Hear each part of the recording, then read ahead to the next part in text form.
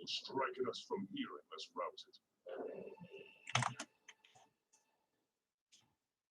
routed. Pretty intensive. Will strike at you. Oh, well, you are actually really close to. I keep forgetting how close they are to actual sinfall.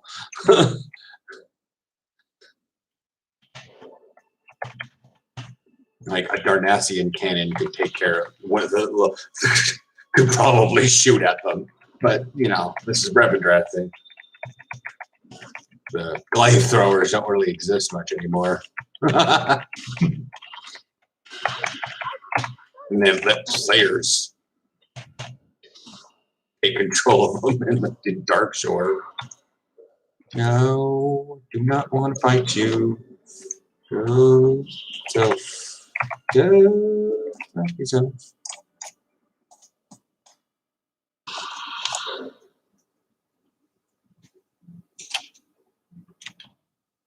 Right. Okay.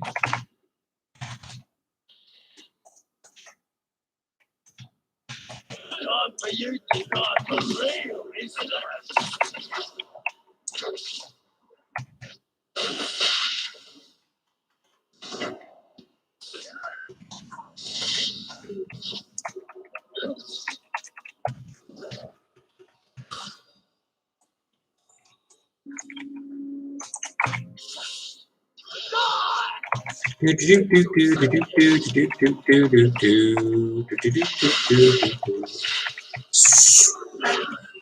Just finishing some things up on while people get gathered up on the live stream and start working with their keyboards and stuff. Doing one. Oh, okay. One significant quest in Revendreth. Because that's the calling. Plus the quest awards boots I won't be wearing. Everblaze! Haboosh!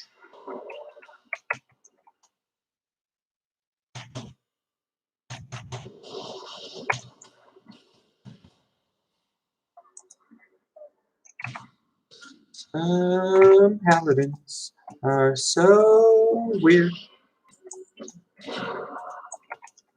Like I threw that little fire thing out there and I started burning everything on the ground and then she backed out of it and pulled everything out of the fire. And I was like, that you're homegirl, stop. 70% chance it's not actually a girl, but you know what I mean. Female drawn eye and all. What's going on with the Austrian games? Did one get played today? Maastricht Wildcats. The linebacker unfortunately struck out during the game. What? I don't. Was idly just sort of talking to myself. Didn't actually think I was going to get much of a reaction out of you for something I didn't fully understand. Well, the only reason they reacted is linebacker struck out. Yeah, that's a term people use outside of baseball a lot. So, like, I struck out in the meeting. I mean, hopefully they didn't use a weird term of like I stroked out.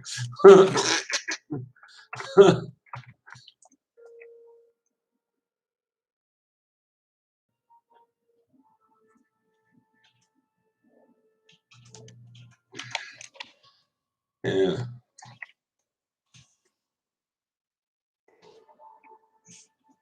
I can't tell if they're actually like. I don't think Maastricht is actually playing games right now because we're. Yeah. Like, why would you guys be playing games right now? Like, nobody in the Netherlands can play games right now. Yeah. Jan and his vinyl collection. Oy. You made a career out of being a butler. You own a vinyl collection. You ride a Harley. Oh, heck. Touchdown Austria. That's what we're looking at here. Die Vienna Vikings gewinnen in eigenes Wiener Derby gegen die Danube Dragons. 38-28. Okay, not bad. Not bad at all. I mean,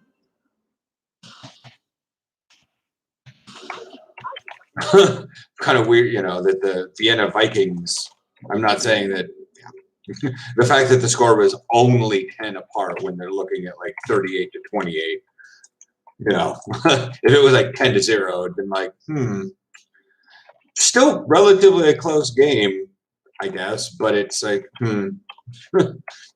nobody really did anything. But now it's like apparently people actually did a lot of stuff. So cool, yay. I wonder if the Graz Giants, who are they playing tomorrow? Are they playing tomorrow? Graz Giants. 24 hours till kickoff. It was posted a day ago. Are they playing today also? Svarko Raiders. Are they playing right now? Oh, it's a little late. Maybe not. Swarco Raiders. What do we got here?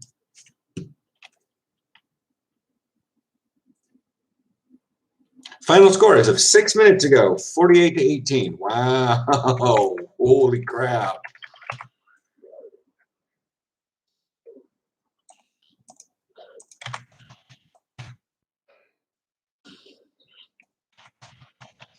I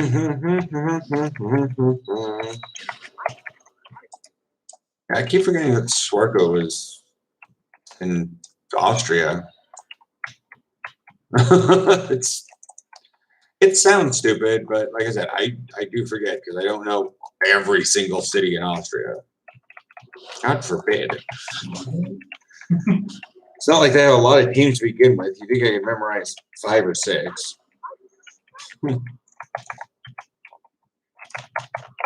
I mean, Christ, they're pulling in Prague so they could have an even league.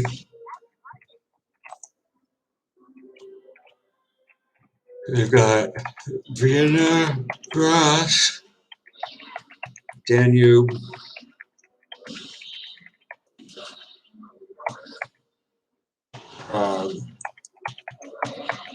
Who is playing this Holdings? Touchdown Austria. I have a darn. Touchdown Austria. Football.at. Oh, except here. Yeah, that works. 7%. FBI. Vegan, yes. Aaron, Damen, and Nachwuchs. Fine. Football. I want to know who the actual teams are. Game day and football.it. Okay, fine. Hi, guys.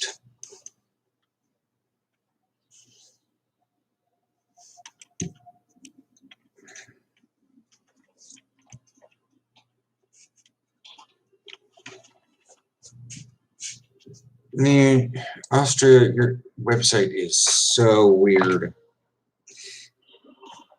I'm dealing with, maybe if I open in Chrome rather than trying to deal with Instagram's browser or whatever. Apps opening websites in their own, it's so weird. Yeah.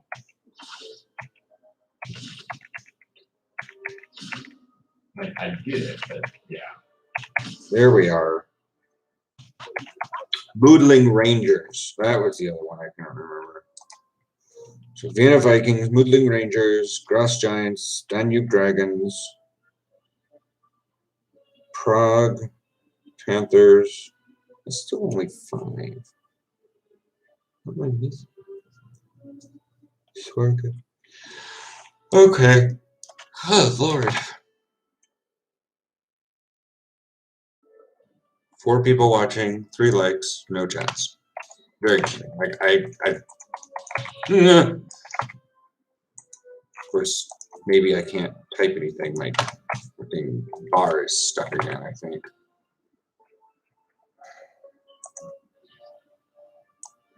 Nope. Maybe the chat's not showing up for me.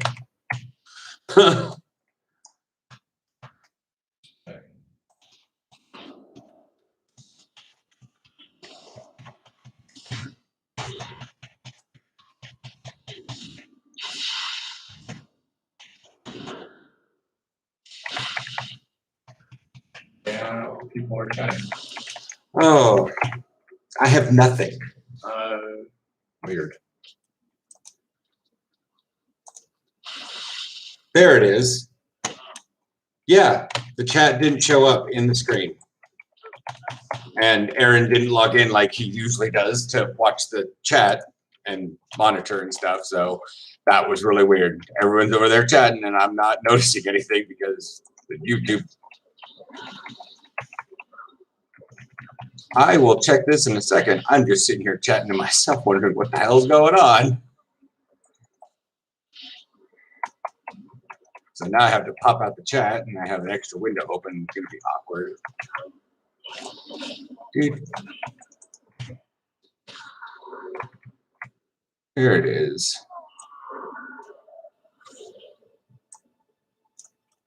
First. Okay. Yeah, like people are chatting. I'm like, God damn it. Like it was weird to not have anybody chatting. I was like, what's wrong? And then I didn't see anything down at the bottom. What's weird is I figured it might be because you were on top chat or something and nothing had popped into top chat, but no. You were on live chat, I was on top chat. And yeah. But now it's like it's in a whole separate window and everything popped out just fine. yeah. But it wasn't showing up in the actual UI. I'm sitting here at 89% of this entire thing, and like I will chat here in a second, right? Because it's like leaving it open.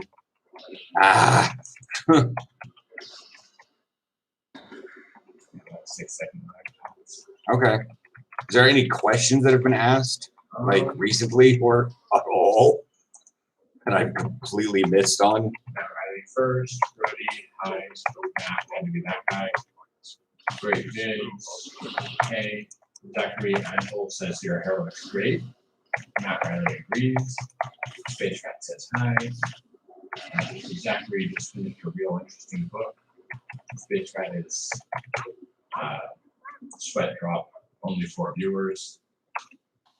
Intimate audience. We're chatting. What? Well, Yeah, okay. That's it. Okay, ready for the challenges section so close. I can't go to the mall right now because I got myself 4.5 eyes. Okay, let's start that here.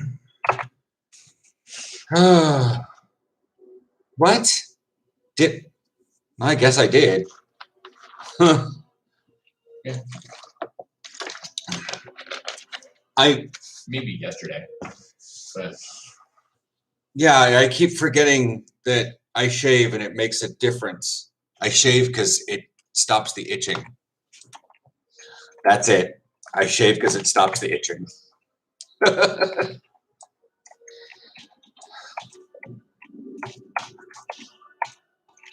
Also, I don't actually think I'd look good with the beard, but I don't have enough. I don't have enough non-neurotic behavior to be able to shave every day. Which sounds weird, is that why would, if you're neurotic, you would shave every day? I'm like, no, I literally hate shaving under a certain thing, and I have to wait for my hairs to get to a certain length. Okay, that's all done. Let's close out of WoW now. That was Alt F5.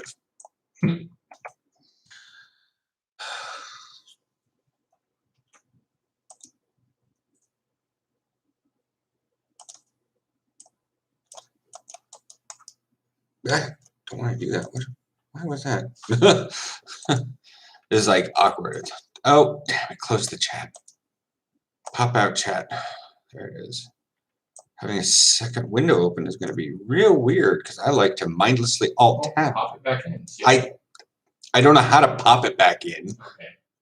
Now I have 3 windows on my screen somehow.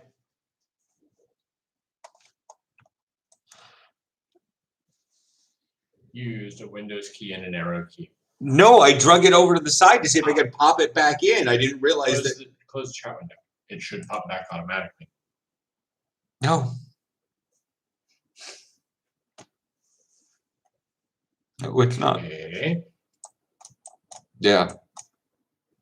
Then yeah, pop it back out. Yeah. But then it pops it over on the left side. I'm like, God damn it. So put it where you want it. I know. And I did. And then it.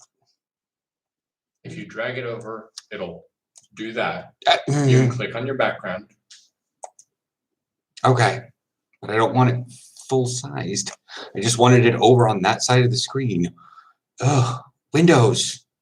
What are you doing? Windows.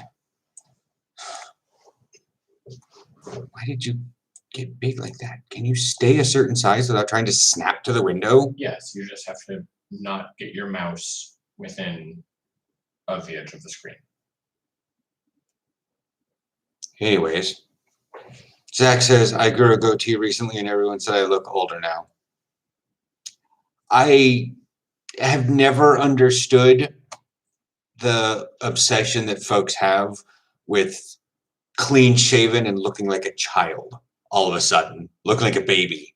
I mean, I understand that there's the term baby faced, but people are getting to the point where if I shave my face at all, I become some, preteen undeserving of being called an adult person, and they actually get depressed when they have to fully shave. And I'm like, what in the hell?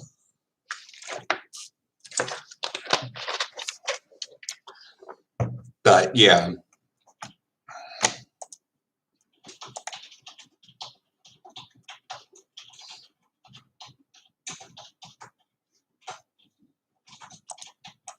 Getting a lot of.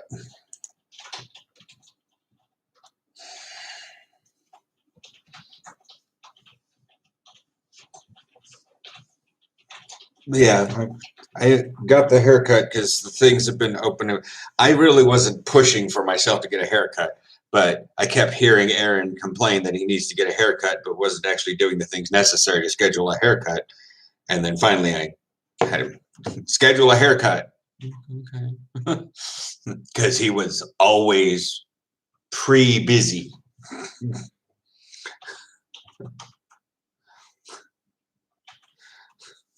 Was the scheduling at the last minute stuff. Well, I don't know if it's going to happen. I don't know what's going to happen. It's going to happen.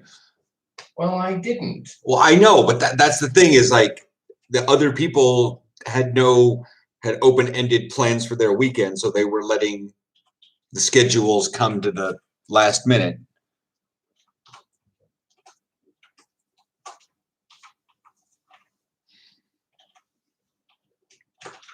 But I have that feeling of hair stuck in my shirt, so I may be itching a lot back there. Plus, this shirt has a harder Fission logo, which is a bit scratchy. Yeah. Plus, today, my scar is a bit itchy for some reason. It was this morning, too. Who knew having scars nearly 6 inches long could randomly be itchy throughout your entire life? Weird. Recently learned the joys of managing disability money.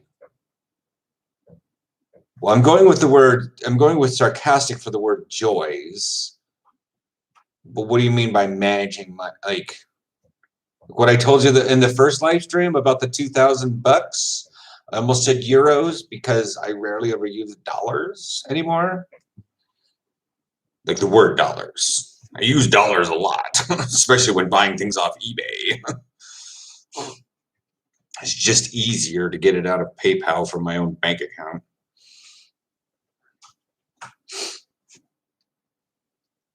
Yeah.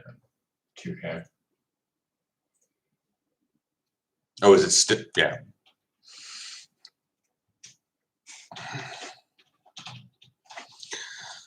Yeah, it was fun, all the fun, so much fun. Yep. Yeah, if you ever have a weird, if you're ever watching back through the annals of the channel, and you hear me talk about, oh, I have to go spend some more money. It's exactly what's happening. Because I have this neurotic urge to save money. I want, like Aaron and I had this talk a lot, that it was just like, wow, the government is punishing you for being a good person. Danielle, like 2000 is like, I understand why it's 2000. Sorry, I understand that there's a limit. That it's 2000 seems to be very similar to why the federal minimum wage is still 750. In that it just hasn't been updated. And to be fair, there's an ideal person that's supposed to be on disability, and that person is also on Section 8 housing, which reduces their income, which reduces their rent payment, and that reduction of their rent payment in the average rent market should leave them with enough money, as well as their food stamps, to be able to survive with nothing left over. And somehow they came up with $2,000 because they have to qualify with the entire country. So St. John's, Nebraska, and downtown New York City all get the same amount, because I'll get that same buffer, even though you've got $300 for a mansion in St. John's, Nebraska, or $2,000 a night in downtown New York City.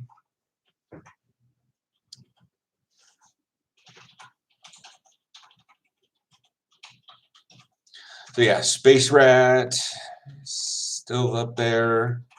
Saw Tyler 14 and Brody Tro.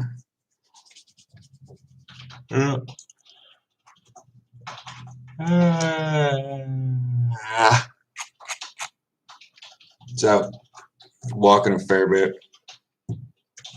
We have a unknown problem getting to, okay, fine. That one alarm, I will close you and reopen you if you're gonna error out like that. But the map hasn't headed up for a while. Yeah, we are having a rainstorm coming up into Amsterdam.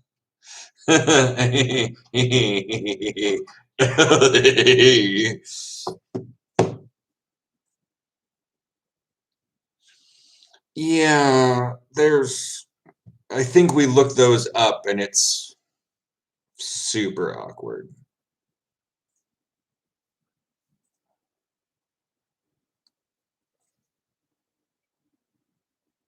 Like most of the time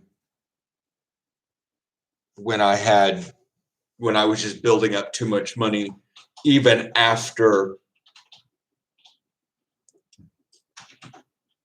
paying off my section of rent and everything else that was necessary, I still sometimes had to transfer money to Aaron.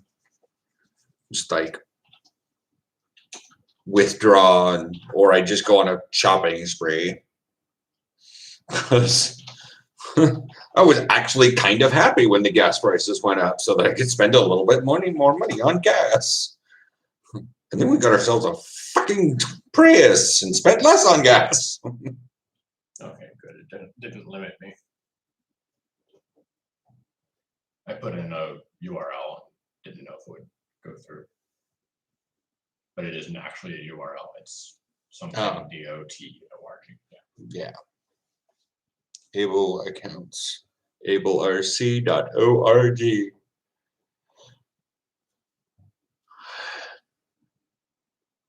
But yeah. So it was just easier to have it go put into my IQ credit union. Still is. Still have that account open so they can deposit to it. Got my stimulus check. had, had to send what I send $2,500 to you. We wound up depositing 2,000 euros into our bank account here because I had so much money in my IQ account that they were going to start tuning back my check. So I just deposit. So I just, yeah.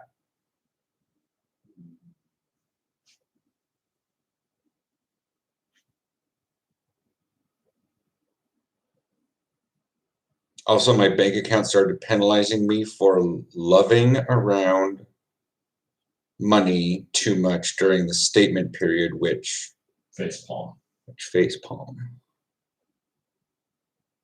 Having around too much money, I have no idea what that word is supposed to be. Living.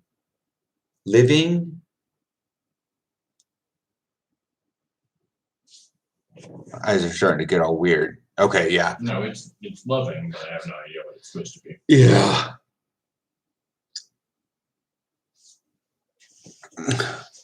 Moving. Mm. Didn't even think the first letter was a typo.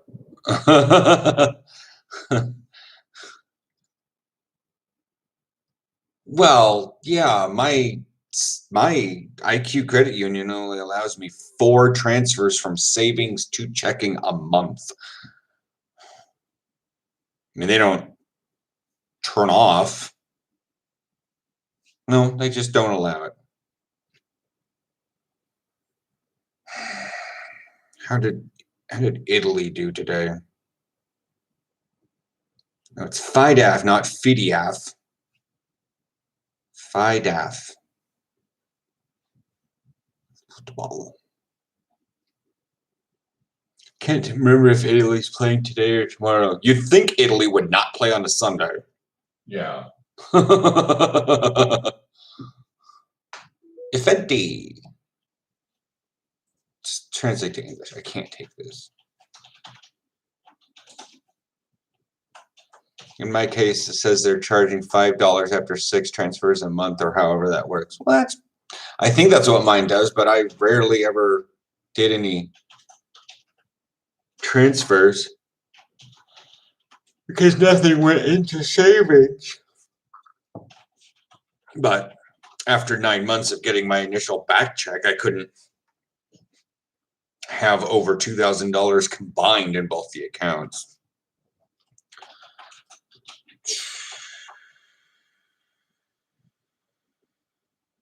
Team.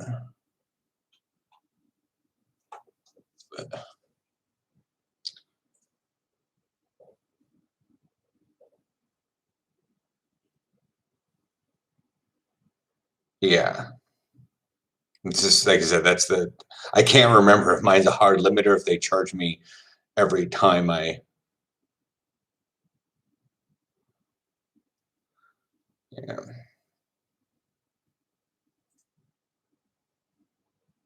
Okay. Italians, who's actually playing tomorrow? Let's actually go to FIDAF on. I thought you guys were playing. IG Ufficiale della Federazione Italiana di American Football. Yep. April.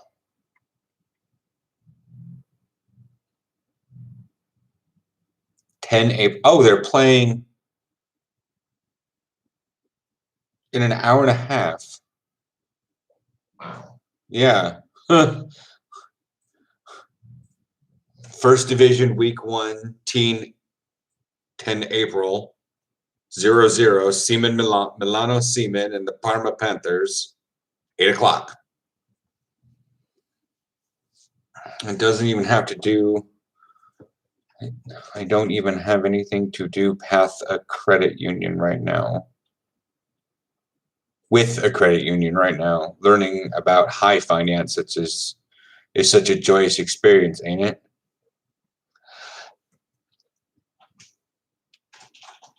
My mom was a bookkeeper. When I hear high finance, I think about deductibles for like percentages of children and how best to get your mortgage and your rental home consolidated into a single deduction. To me, that's high finance, like the stuff that involves tax evasion. What you're dealing with is just normal banking. That's just being an adult. That's not high finance.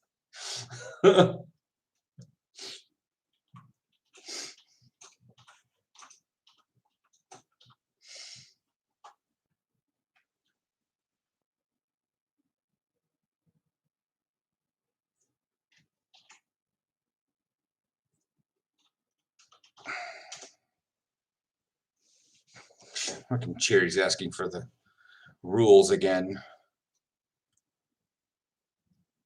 for football, probably just to get everything absolutely stated of what's happening.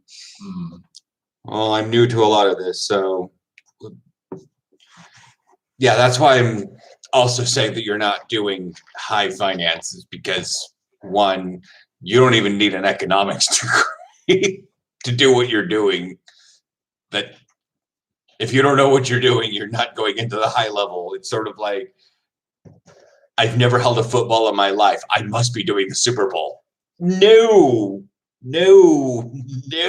it's not how this works.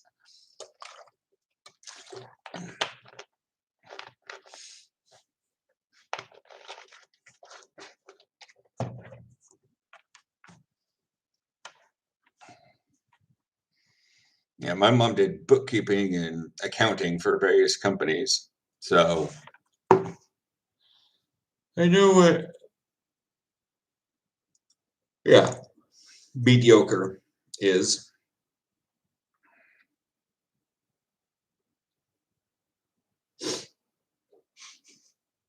What are you reading?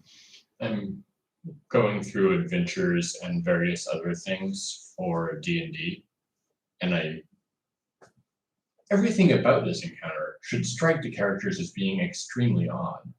GMs should ensure that the players understand how strange it is to see an orc wearing half-plate armor, carrying a powerful but imperfectly crafted magical axe, and riding a chainmail-clad dinosaur.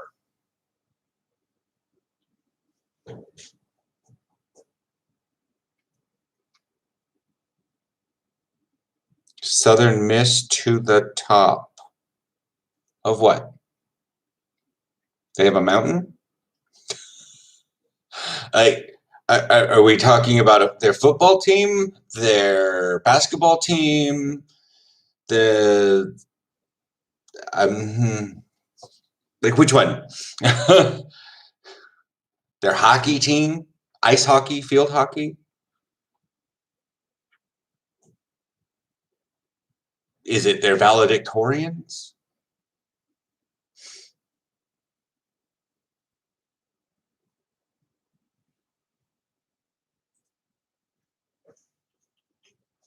Shake SMTTD, shake my tiny titties. What? I don't know the new acronyms. American Football College. Oh, okay. Are they playing right now? I didn't think NCAA was actually playing right now. I know that some high schools are.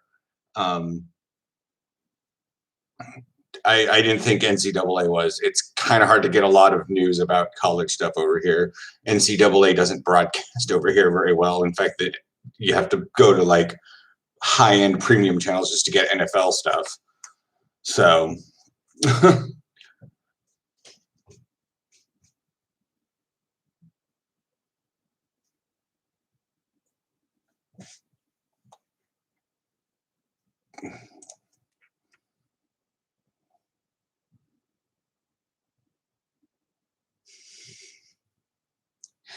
you're hitting the typos real hardcore. You are really hardcore. Like, did they? Let me check here. Southern Miss. Wow, that wasn't even close to the typo. Mississauga. Southern Mississippi football. Schedule. Are you hailing? No.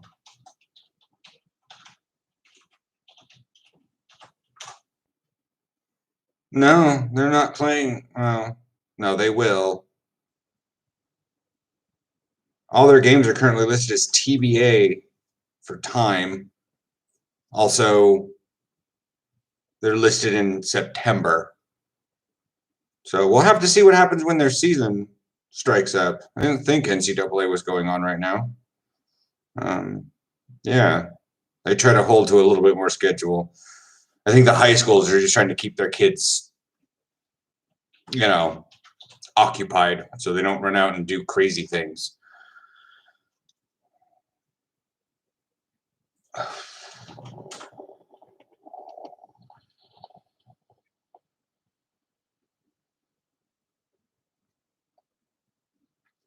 Is that big or small? I don't know.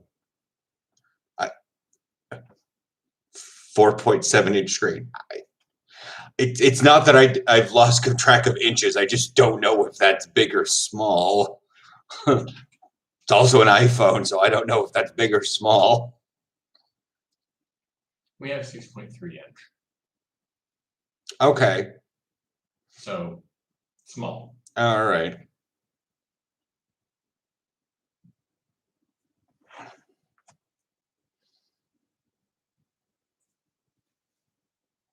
Oh.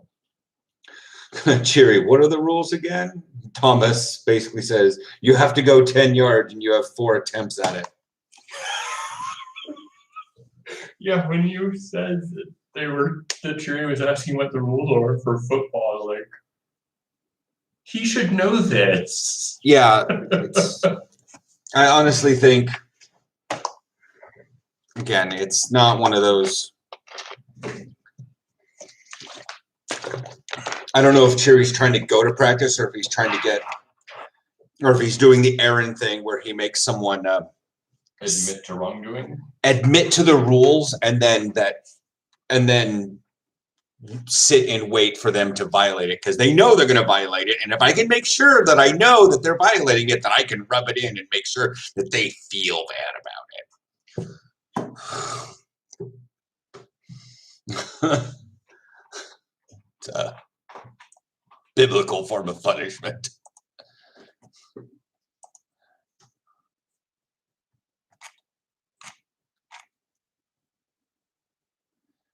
Government urged to rethink AstraZeneca age limits as vaccine rollout slows. Yeah, the fact that it's slowing now.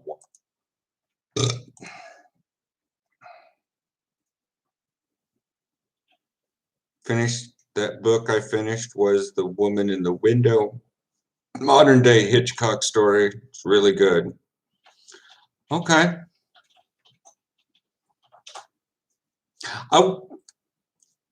I'm slowly coming to the realization right now that Hitchcock wrote books.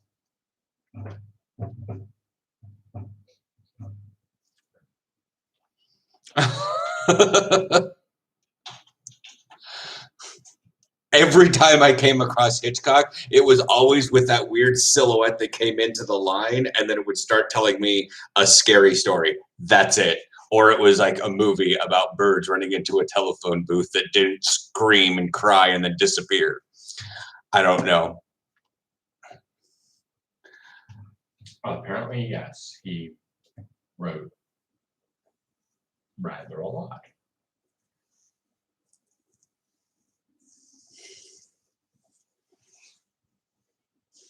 Okay. Apparently Hitchcock wrote books. It's also going to be a Netflix movie out next month. Well, Netflix is getting real hit and miss. More miss than hit recently. Not to mention the whole, just because it's in America doesn't mean it's here. That too. But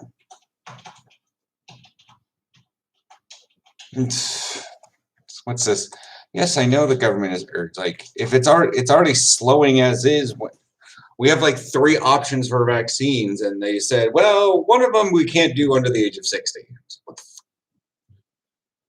Wait, you can't do under the age of 60? I thought it was over the No, age. it's under the age of 60. That makes even less sense. Yeah.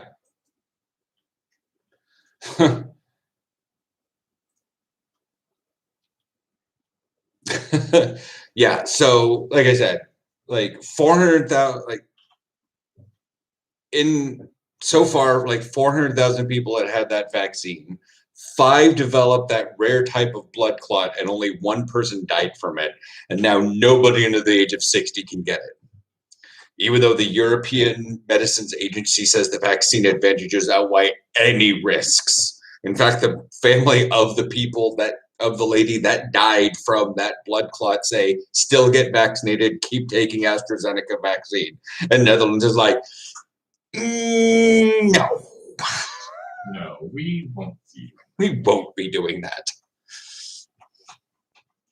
Netherlands has so far vaccinated some 2.1 million people out of an eligible population of some 14 million. Yeah. Movie was actually supposed to be out at the end of 2019, but got pushed back for reshoots. Dark Lord Vinay based. Okay. Reshoots, and then by the pandemic, then Netflix bought the rights from 20th Century Fox. Oh, okay.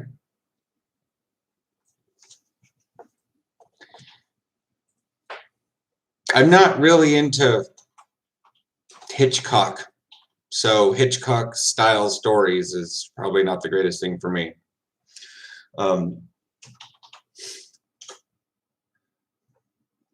I do have my generalized aversion of birds, but the movie didn't scare me at all. Like, it's a movie.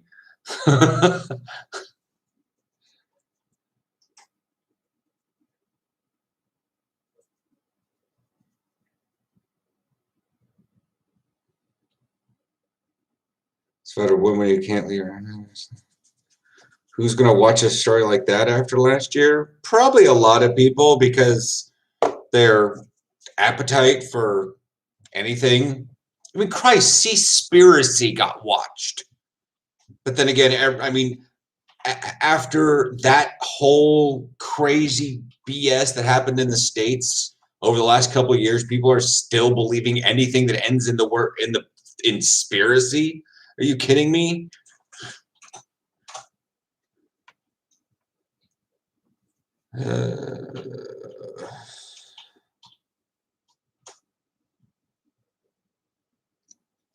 Yeah, Marcus just Englished the rules. 27 plus, groups of 4, keep 1.5 meter distance, no limits from 26 and below. And I talked to Frank, there's like 3 27 and above that show up. So they're like in a group apart from each other. Meanwhile, all the 26 and unders are out at the other end of the field having actual football practice. Yeah. All the guys that are 27 and older are basically doing ladders and jumping up and down on tires. And I was like, I don't need you jumping down on tires. I found a staircase. He goes, that staircase will do just fine.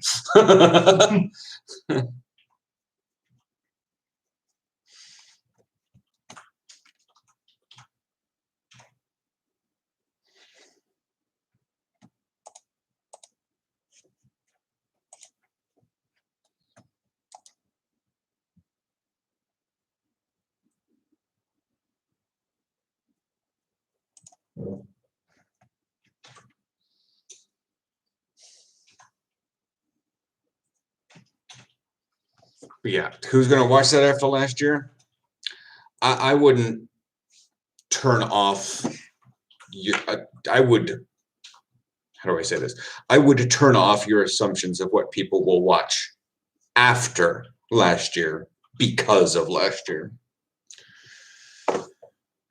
That's some of the craziest things are coming out because of that. So yeah, I think I've thoroughly determined that if I'm going to stream games at all, it's either going to be on the PlayStation 5, which I would gesture to it, but I can't see myself because I have a separate screen for comments now. And if I click on my browser, it hides the comments behind the browser, and then I have to find them. So, but it's back here somewhere, and I can link that up to Twitch, and I can use Twitch's thinger to stream like WoW or Star Trek Online or. Okay, well that's it. That's all I really play on my computer.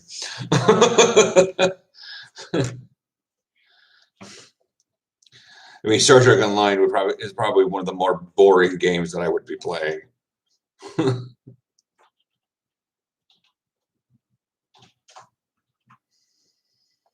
Okay. What happened with...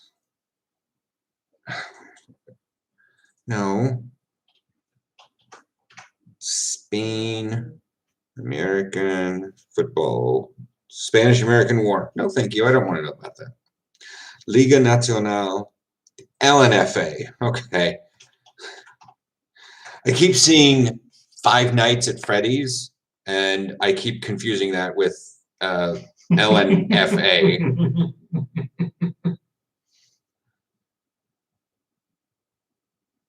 I think you can use your webcam on the PS5. But that means I have to attach it to the top of that television because it's one of those that does this on the back of the... Please don't. I don't need you to pull cords halfway across the thing so we can show people something I'm already doing with my fingers. It does this on the back of the monitor. So I'd have to get that cord to reach all the way down to the PlayStation, reach all the way up to the back of the television. Either that or I'm going to be angled up. Plus I sit back here a whole 5 feet away from it. And right now I am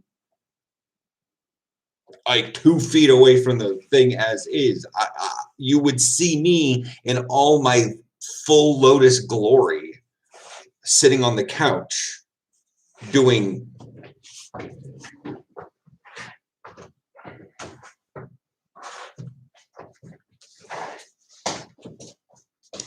Okay, let me get the thing up so I know I'm squared up with this.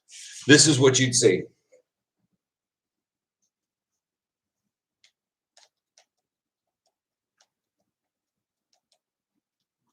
Because that's the kind of autistic gamer I am. I rest the controller upside down on my back shoulder, and I just sit here and I play games like this. Aaron cannot figure it out. I do it way more often than you'd think.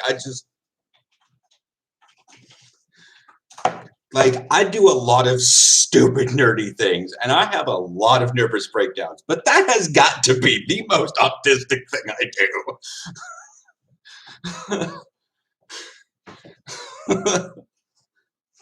I don't know. It's called Logi 720p.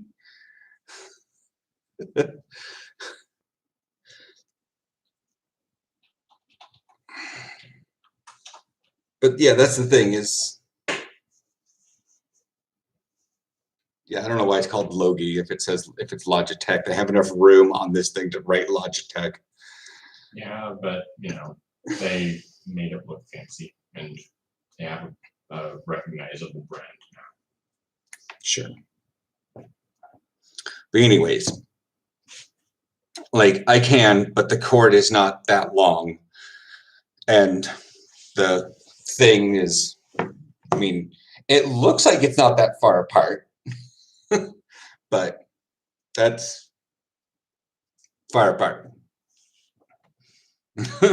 Again, you'd see me like sitting back there with like not doing much of anything. The only time is when I've died 3 times consecutive to a boss do I unfold my legs and do that prop forward sort of thing.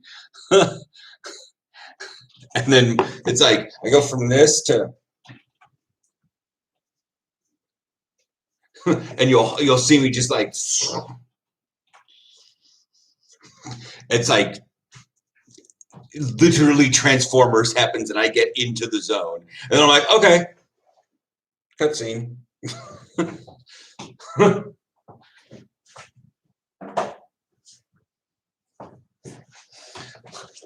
But yeah, that's pretty much it.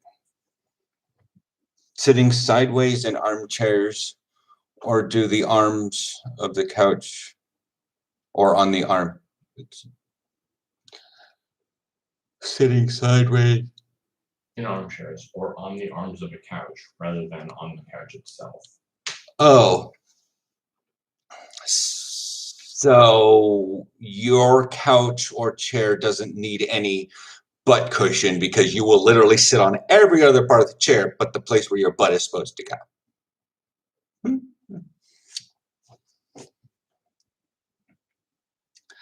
Poking at my chin like that caused my brain to start thinking about a little reels and TikTok that Hank did about the muscle that attaches from your bone to the edge of your skin that makes you do that thing. Yeah, which then made me think of bananas are fucked up. Because of another one of his videos about someone like, but like, yeah, like someone, he answers people being dumb on TikTok about questions, and they ask like they're supposed to ask the general idea is that someone's asking the gotcha stoner questions. And Hank's like, however, there's actually an answer to that one, and it's easier than you think. Like tattoos. Tattoos stick around because your body's sort of like, that doesn't belong here. Let me get rid of it. So it eats it up. It eats up the ink and then goes, okay, I'm going to get rid of it. And then it just sits there and then it dies. And then the ink goes, bleh. And then it's just like, that's not supposed to be there. And another one comes by and goes, die. The ink doesn't kill it, but it doesn't move anywhere after it eats it and it dies. So as your skin morphs, these things are constantly eating the ink. And then, so yes, when people look at my tattoo and are like, man, your body ate the ink, literally. Except I seriously think that a lot of people think where my ink got eaten up is actually just covered by scar tissue. Man, this chat is funky. I mean, every time you use a word and I have to click show, I completely understand why, but it's like, this is common language. I literally selected this was not for kids. Why are you why are you doing that?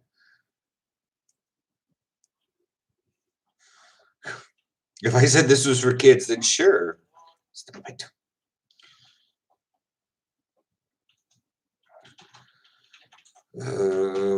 Sebastian Alaman.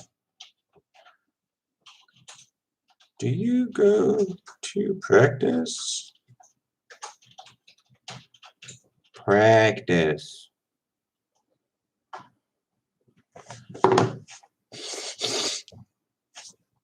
Yeah, I knew I was never too much of a pussy to get a tattoo. A lot of people drilled it into me that it had to, like, it feels like there's a great number of people that accept their first tattoo, but still have weird regrets about it. And so whenever people are thinking about getting their first tattoo, they're like, make sure that it's super important because that's going to stick with you. And this person is also like decked out with tattoos, but like you think their first tattoo is an off the cuff thing or something like that. Some people are really against that one. And me, I'm just like, okay, it doesn't have to be important. I literally watched 4 girls while I was getting this one done come in and get like they were having a bachelorette party and got tattoos. And like they each got one little thing on this part of their arm, and then like there was a slightly bigger one that I would guess the bride got. I don't know.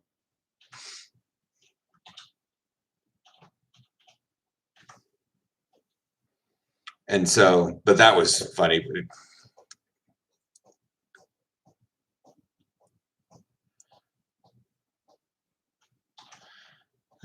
Ik ben er bij morgen.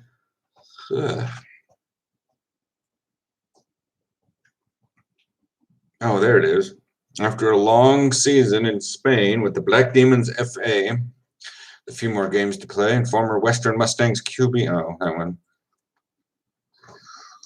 Oh, okay.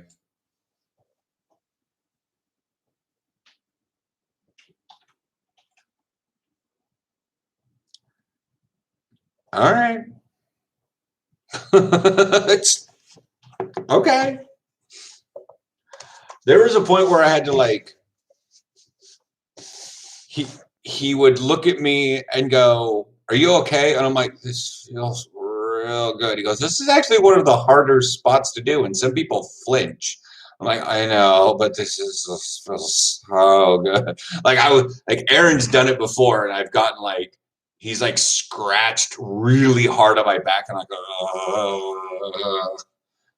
There were times that was happening on my tattoo. I was going to sleep. And people were like, "You were falling asleep during a tattoo?" Like, to be fair, I've heard some people getting back tattoos and falling asleep, but they're already laying in a prone position. And by and large, backs don't have as much tenderness as other spots. So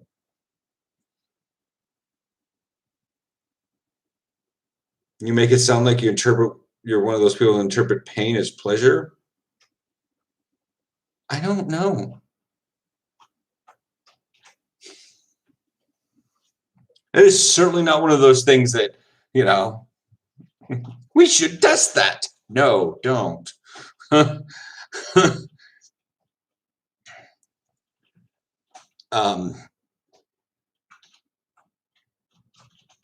Because has things hurt? Yes.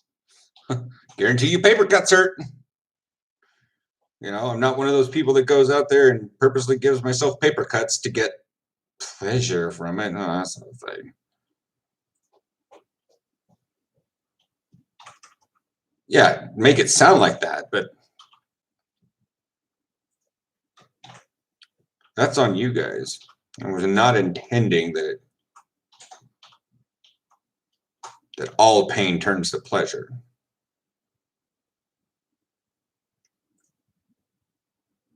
I have no idea what that acronym is. I feel like I should Google it, but whatever. I did research on thermonuclear weapons a couple days ago. I'm already on lists.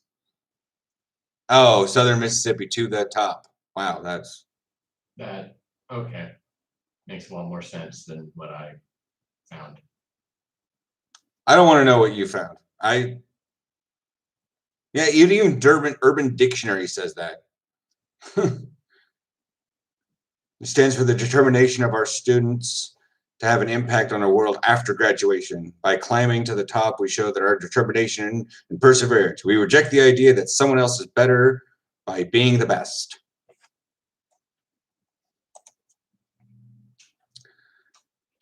That is a very American ideal. Right? That is super American. Okay, you produced Brett Favre.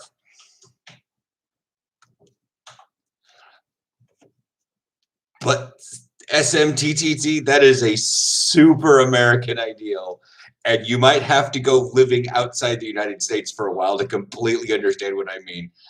Oh, American exceptionalism for the fucking win. Yeah. Yeah.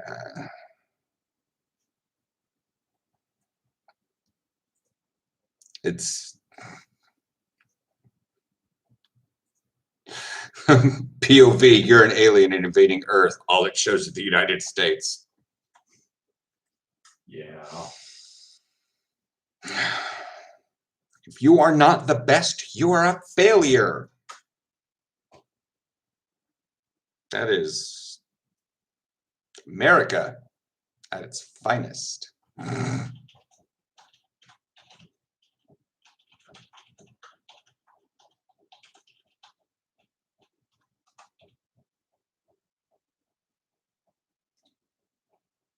Sippy said, "Do you hate me?" No, I don't hate you. I just, the Dutch do not understand this. No, the Dutch understand it. They don't like it. I don't hate you. I have issues with the be number one or don't even try attitude of the United States. Like they punish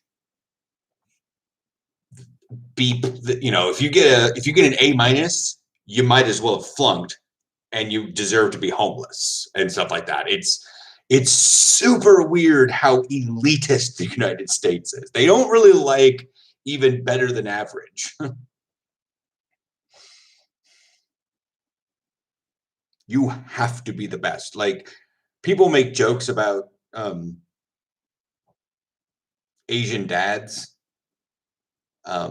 and all that jazz, but it's still like it's got nothing on the whole of America.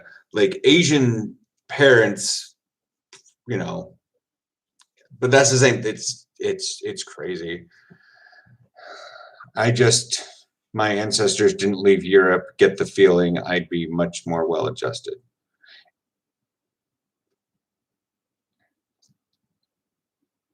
I get the gist of it. I just don't know how the words are supposed to be in there.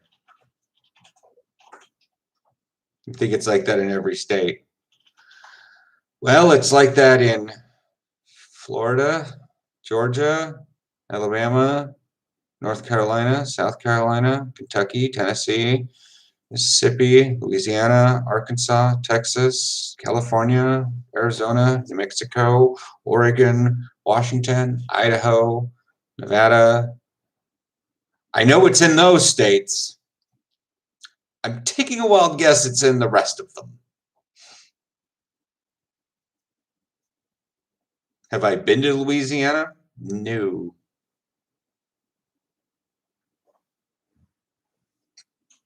No, but I've met a lot of people from Louisiana.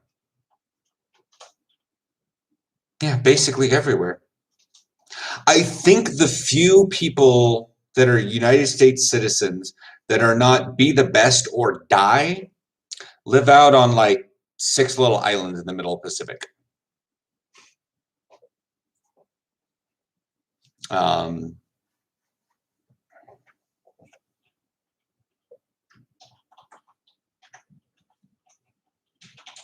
I don't care if you move or not. But like I said, the concept of being good has gone to an extreme in the United States. Because people have been looking for, like, used to have average, and then you want to have a little bit better than that. And then you want to have a little bit better than that. And obviously you want a little bit better than that. And everybody starts getting a little bit better than they were before. And that's fine. That's growth. The problem is the minimum requirements for average have become super exceptional. And nothing really says that much more than needing 2 bachelor's degree in opposite subjects and 15 years work experience by the age of 18 just to work at McDonald's. By opposing fields, and your bachelor's degree would be like physical education and psychology, or physics and art. I'm gonna be your neighbor. There is enough to go around on this island. You can save up money and move over to the Sloughsburgs. That's going to be built in 2 or 3 years. But yeah, Zachary kind of understands. Like, is there a house for sale? The houses around here are about 600,000 or more. I don't think we've breached 1 million in this neighborhood, though. Relocating is great. This comes from a person, me, that lived in the same TV broadcast area. For those of you not old enough, there is such a thing called an antenna. If you've ever turned on that weird thing in your car because you forgot a CD or your MP3 player and you've listened to this thing on, say, 100.3, we'll just call it that one. That seems to be a pretty popular one across the United States. You've listened to a radio station. I lived in an area that I could get the same radio stations. I lived in multiple places, but I always was able to listen to the same radio stations, get the same television stations. Whether I lived in Washington or I lived in Oregon, I always lived within the social cultural bubble of Portland, Oregon. The few times I got out of the state, I realized I live in a really good place for the United States. Like, when I went to spring break in Florida, I realized there were a bunch of twats all over. There were a bunch of self-centered people who had no idea that something called cold existed.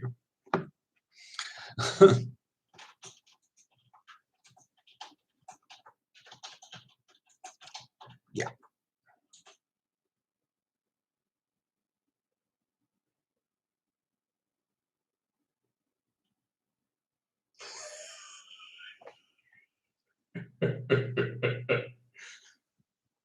I'm trying to think back to what you were saying, man. I don't even know if I was talking to Zachary. Well, you mentioned that he knew something or was right about something. Zachary knows this. Oh, it's when he said legit, though, about the requirements for working. That, you know, being at the ripe old age of like early 20s, 22, 24, and you're having a bachelor's / master's degree, even 6 years of college, hundreds of thousands of dollars in debt, and you're needing a master's degree and 3 years of experience just to get an entry-level position at a corporation, like a mail clerk. Like, what is the quasi derogatory term for entry-level data analyst? Is it, because like, Button pusher? is it just button pusher? Because the quasi derogatory term for an accountant that's low level is a bean counter. As it, you're just like, yours is just button pusher. Like, you're just, as a data analyst, your lowest level thing is just almost making sure the data is Data entryist almost. Data entryist. And it's how I entered the field. But that's the thing. Like, Aaron does stuff where he manipulates graphs and puts stuff on PowerPoint presentations for C-level executives. But you don't start out that way. You start out making sure that, you know, all the data is on the thing right, and then you send it off to the presenter, sort of thing. And the presenter then does the stuff. And Aaron has people on a team, or did at one point. I'm not sure where things are now. Things have been funky with Corona. But he did have people that did the grunt work of data entry, data analyst and data entry and stuff. So, oh, I got here. Literally have no interest in going to college anymore. Until you might, if you actually realized how fucking cheap it is here. Too creative. What? No interest in going to college anymore. I have no idea how that's referencing me. Do you have an interest in going to college? Let's just say I haven't been turned You're not turned off of it. I'm not turned off of it due to price. Okay. I'm still a little bit shocked that some of the guys on my team are graduating their what we would effectively refer to as high school, and they're going into college and upset that they have to pay $600 a year and still live with their parents. Yeah. Yeah. I'm too creative and have too much energy for that job. ADD and office work do not pair. Do not a pair of friends make. Ha! Sure. Sorry guys, ich hatte kommende Sonntag tot mij missen. Even verbouwen voor het verhuizen. If I get that right, he's building a house? Sure. I know that a lot of the guys on my team like to use the word Athan a lot. Like to the point that because of them is where I learned FF.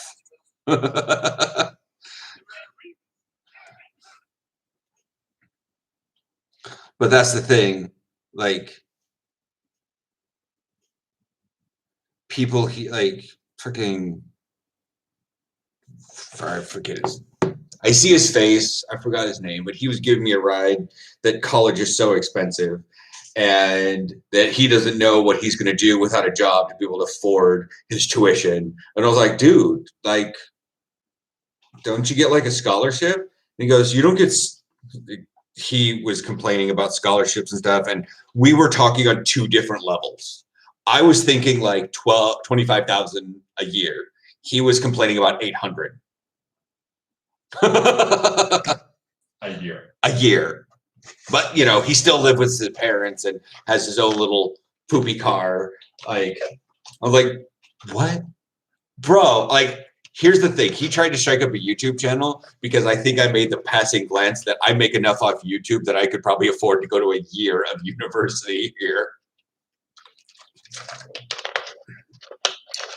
But yeah, Sippy, you hate where you live. I mean, I don't necessarily disagree with that sentiment. I don't know exactly where you live. I do not know your latitude and longitude. I'm taking a wild guess you live in that little boot of a state. Because you talk about southern Mississippi and Louisiana. So you're down in that area a little bit. And I come from Oregon. Do I take pride in Oregon? Yes. Do I still get a little choked up when I see the nightly tear gassings of people that happen in front of the courthouse? Yeah. I'm like, this is not right. This is wholly fucked up. You know, this is not Portland. And then I see people like, downtown has become shambles. The left has taken over and turned it into a heathen ground. And I'm just like, you need to go to fucking Clackamas.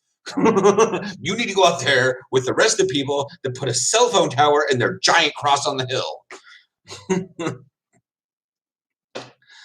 Because it lowered their taxes.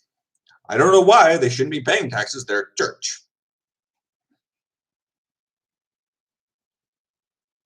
But yeah, like, do not feel bound to where you live.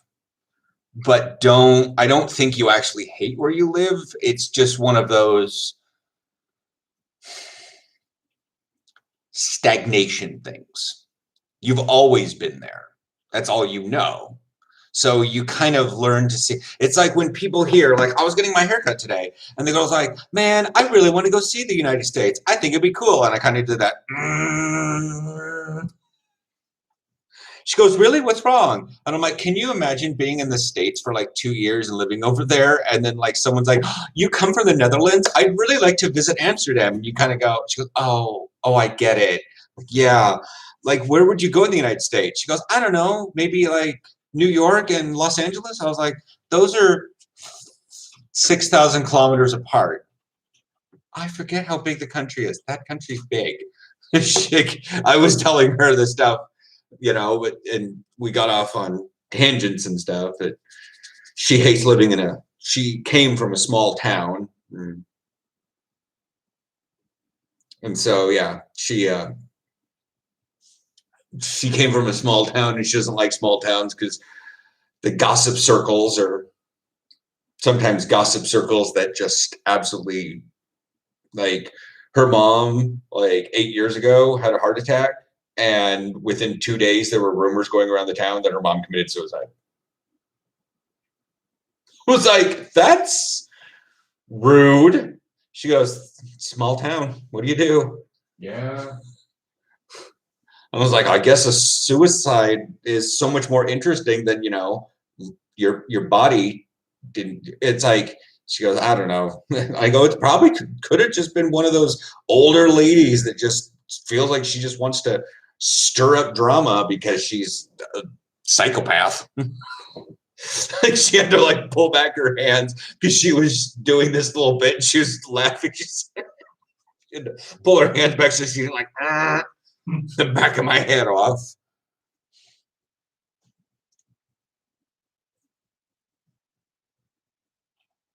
But yeah, it's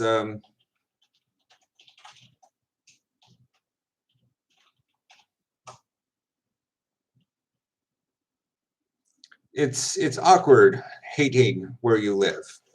After a while, I didn't really like, I mean, I never really disliked Portland. I started disliking the country.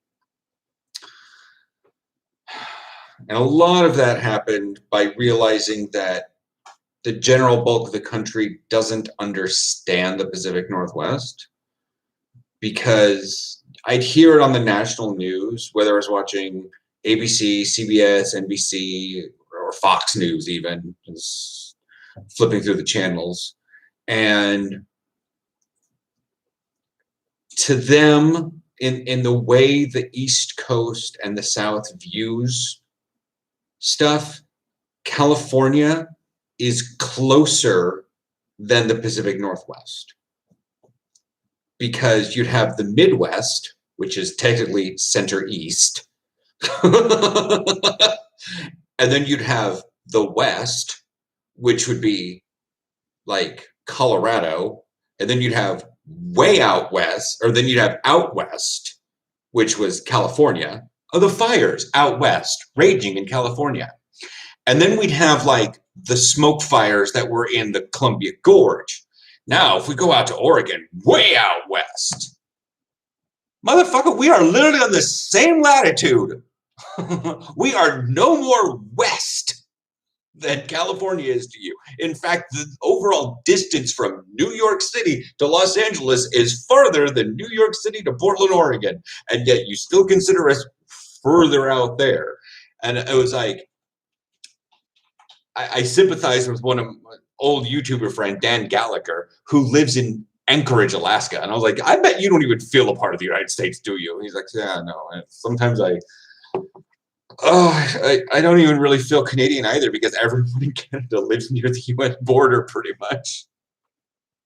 Would I say there's a Pacific Northwest accent? Have you read the Wikipedia article? Have you read the Wikipedia article?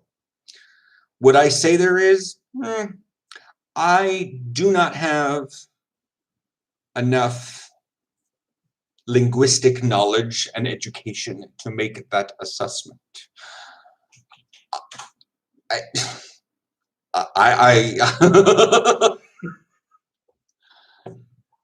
the dumbass that still tells people here in the Netherlands, where are you from, Portland? I've never heard of that country. Where is it? I come from the States. Oh, like New York? No, I come from Oregon. Where's that? You don't know how big this fucking country is.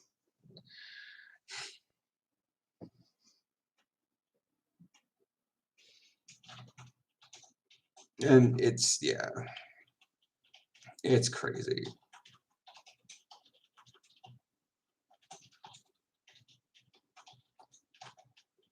That's a skinny ass linebacker.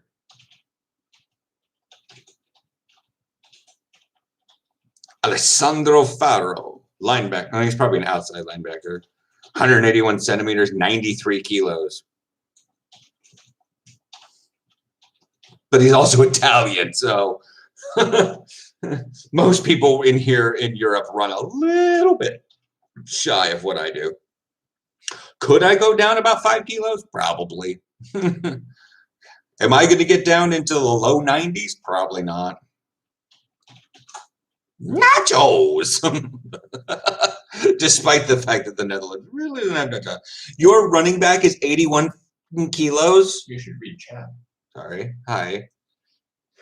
At what point is it easier to say Seattle because it's more recognizable? Never. Go on. Tell them why. I hate Seattle. There's a Wikipedia article about several really good YouTube videos explaining TV American accent or the unaccent. Something like that. Was it Wired magazine that put it out? Wired. There's the YouTube channel, and there's actually there's 3 videos. USA accents, part 3. Sure, that'll work.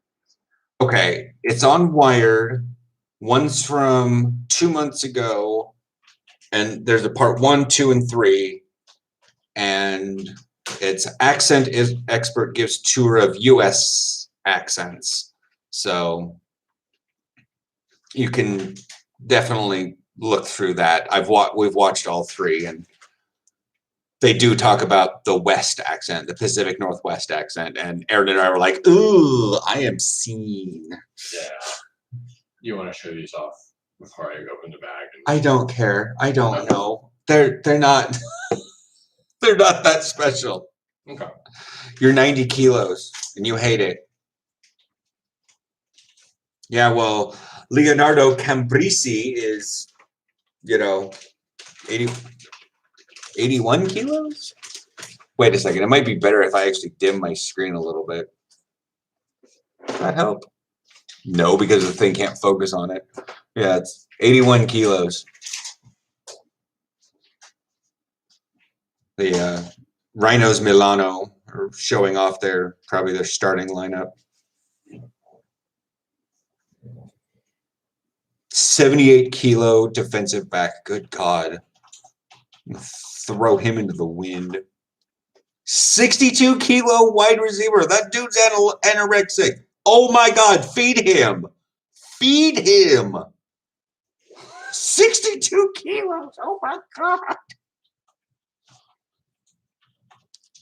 He's 185 centimeters. That's taller than me. He needs some milk. He needs some nachos.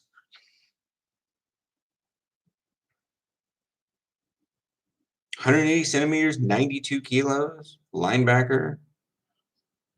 90 kilos, defensive line. What the? God, everyone in Italy is small.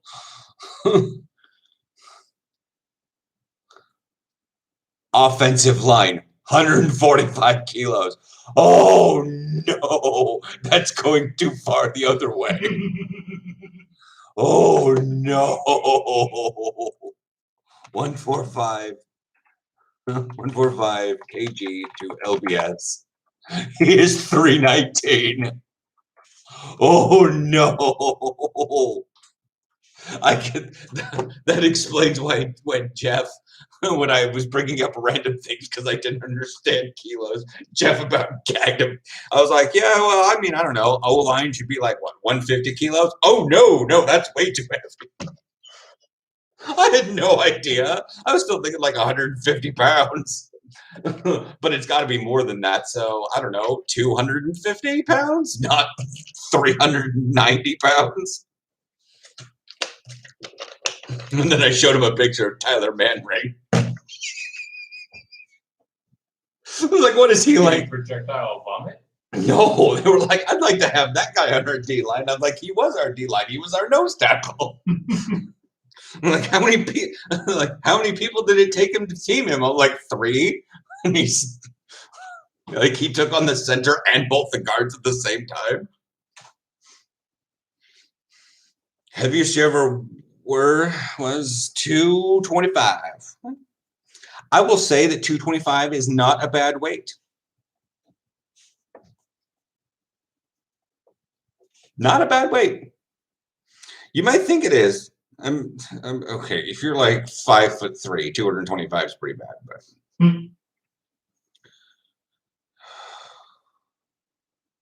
Their quarterback is 109 kilos, but he's 195 centimeters. 5'7". So, yeah, like you're 90 kilos at the moment. I guarantee you, your 90 kilos would look a lot better if you just. There's Matt Peterborg. Hello. You missed it near the beginning. The chat didn't actually show up on the YouTube studio. So I'm sitting here for like 10 minutes just talking to myself. And then Aaron finally logs into the thing and goes, yeah, people are talking. And I was like, well, fuck.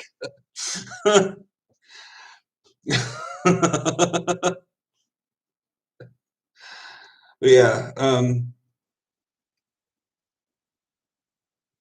Okay, everyone in Italy is just small. Except for Giovanni Resigno, a quarterback, 195 centimeters, so about Aaron's height, 109 kilos, about my weight, 12 years experience. But anyways, as I was saying, I don't want to be 90 kilos or 206 pounds because I feel like crap physically and I do not like it at all. I will say this much. If you did a direct conversion, as best as you could, like if you went to a gym and you did just the basic strength training, like bench press, pull down, maybe some biceps, don't have to go into the whole like tricep, reverse, do the thing. You don't have to pull this for the shoulder, just simple dumbbells, just lift dumbbells above your head, put them on your shoulder. Okay. This isn't heavy, but just this, and up. If you just did that and you started a muscle conversion, you'd probably be like, you know what? I'm fine with 90 kilos. 90 kilos for your height is not bad. The problem is it's in the wrong form. Post FNN. What's good? No, I don't know. I was about ready to. I'm gonna get some watermelon. Be right back. It comes from South Africa.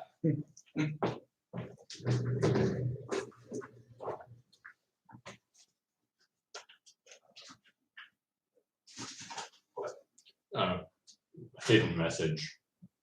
Oh, Zachary? No, post NFN. Oh. Wow. I mean, I get the first one, but yeah. I mean, are they super offensive? No. Okay. I'm not gonna unhide them. I'm gonna let you do that. But yeah. I'm just here as a placeholder for a moment while he gets. Hang on, I also have to pee too. Yeah, hello, Post FN. The first one's fine. Yeah, that's my husband. Aaron, you gay as fuck. That's fine. Aaron is gay as fuck. Yeah, it's he handles the social media stuff, so I let it be him. And hey, wanting to lose weight, that's absolutely fine. Like, I definitely want to lose weight. It's been gross out for a while. Yeah, Post, you want to chill? Anyway, it's been gross out, and so I don't go out much. But I too want to lose weight, and yeah, I get that. Completely get that.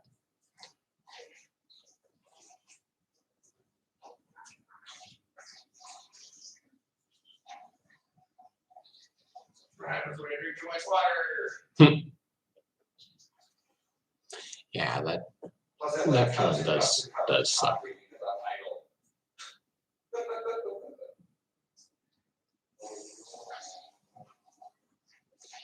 Yeah, there are some words that no matter what's going on, I personally will not approve, and Post use one of them. So That's all right. Remember, there were some things last week that one person was posting, or they just kept posting the same thing over and over, and I'm like, yeah, whatever. It's not. need to. Oh, hey, Zachary, wide shoulders. Oh, again, not a bad thing. It's you.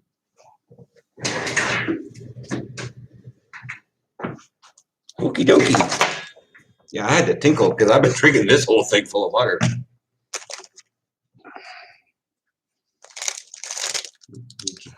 Sound hound. Do you know all the words? Whatever.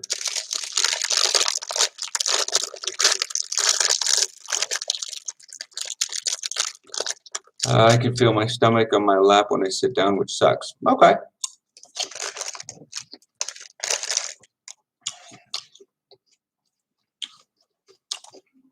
Yeah. Oh. Yeah, well.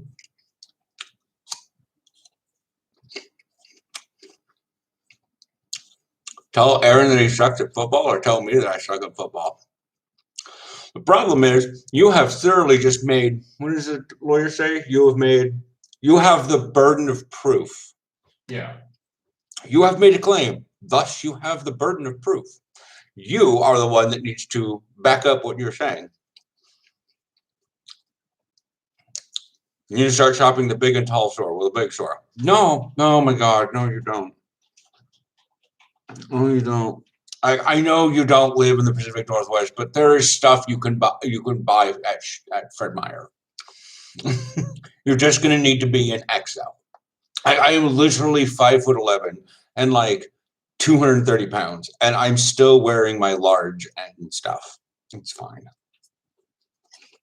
You don't need to go to a specialty shop. 110 kg to. I mean, we're thinking like I am. Yeah. Assuming that I'm up at that weight, I feel like I'm going down a bit more. But yeah, post FNN has the burden of proof right now. He's going to make claims. He's got to back it up. Otherwise, he's just talking to hear himself talk. Yep.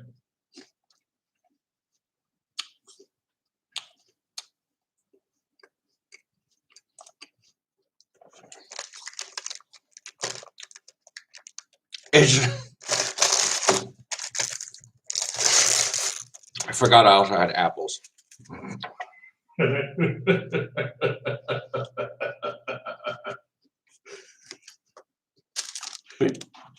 South Africa Foundation. That's German. Albert Heijn Foundation. Met Zorg out Afrika. Okay, maybe not South Africa. It just comes from Africa. It's 300 grams. Extra veel watermeloen.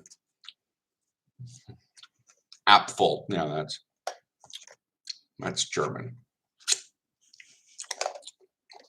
And you're probably going to correct me that it's like Nordic. It's not Dutch.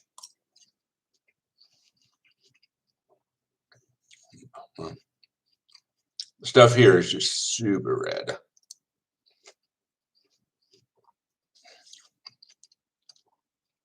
They don't. I lived here for 2.5 years, and I've never seen that. I've never seen seedless watermelon. Of course, I've also never seen square watermelon, but that seems to be an Asian thing that the United States picked up because it's cute.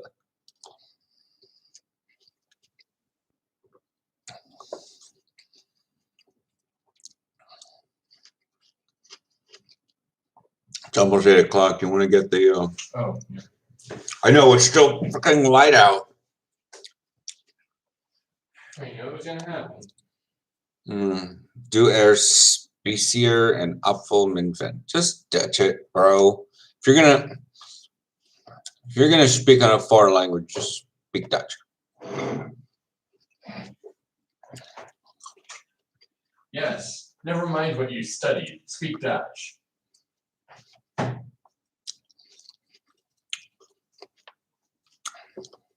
It's probably the most Dutch thing I've said in a while. Doesn't matter what language you've studied. Speak Dutch.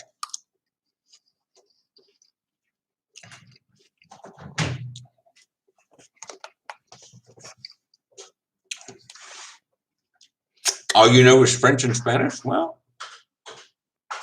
Time to move those over to only one language, Dutch.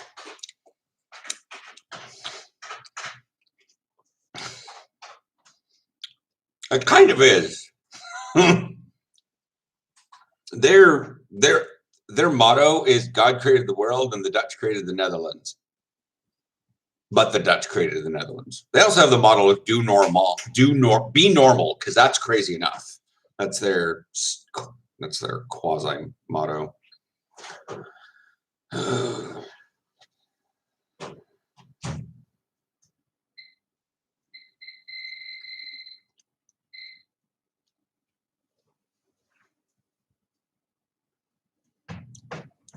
Netherlands motto.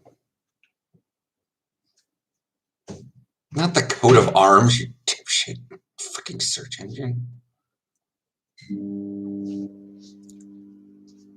Why is the Dutch motto Je maintiendrai written in French? Do you have any idea what history is? It's a Quora question.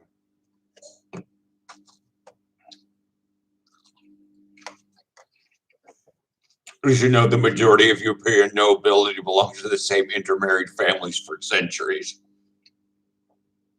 That?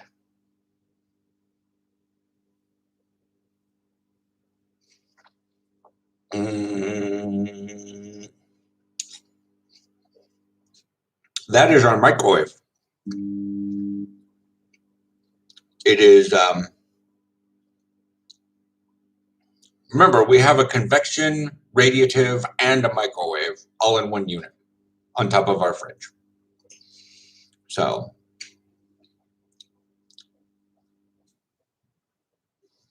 if that's what you're hearing. What now? Recommendation, Snowpiercer, IMDb. What, the movie or the show? I already watched the whole show. You're recommending the show. Why? Because I Googled it enough to figure out who that actress was or something? Probably. Well, you searched it enough. What makes you think you didn't watch it? IMDb.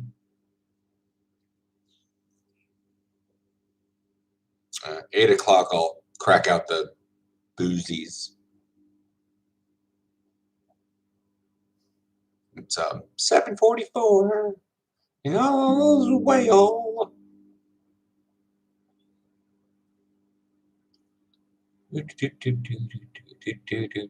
Subscriptions. I don't care about the world. Okay, we'll put the Danube Dragons versus the Dacia Vienna Vikings. AFL V2.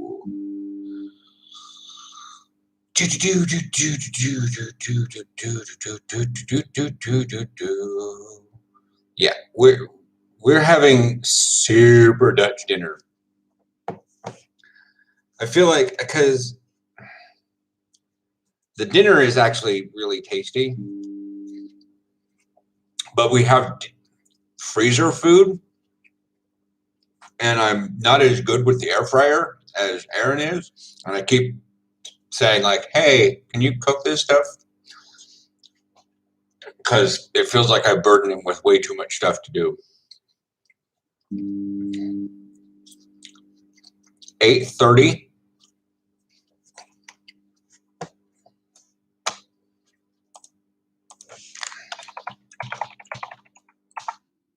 Prepping time and date right now. Mainly because it's got the... Yeah. Wow, I'm super good. The sun... Daylight will end today. Daylight ends at 20:30. Civil twilight will end at 9:06. Nautical twilight will end at 9:50. And astronomical twilight will end at 10:39. And we will stay in night until 4:46 in the morning. I still can't wait. I feel like on May 18th, I have a double day to celebrate. And it's super weird as to why I would want to celebrate both of those things. They're not even really related. What's the other one? Which one are you thinking of? Yeah, the other one is the anniversary of Mount St. Helens. Oh. Oh. May 18th, 1980. Bum, bum, bum. How can you not be good with an air fryer? I'm more ADD than you think I am.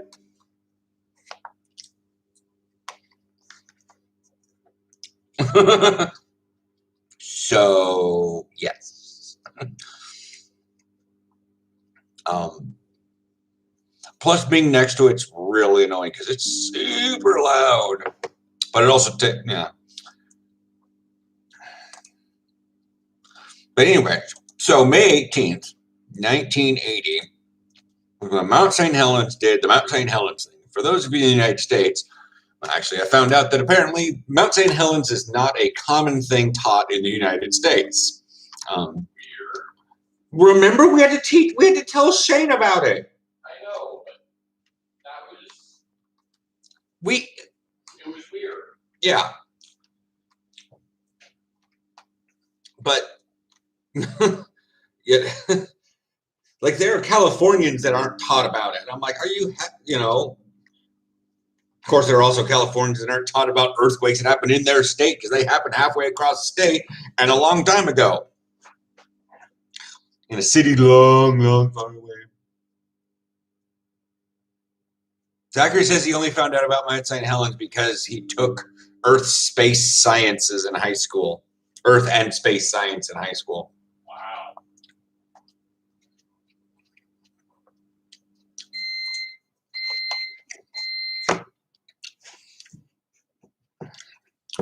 Aaron cannot do right. Aaron cannot do right. Yeah, I know. Can you open and close the door? Surely.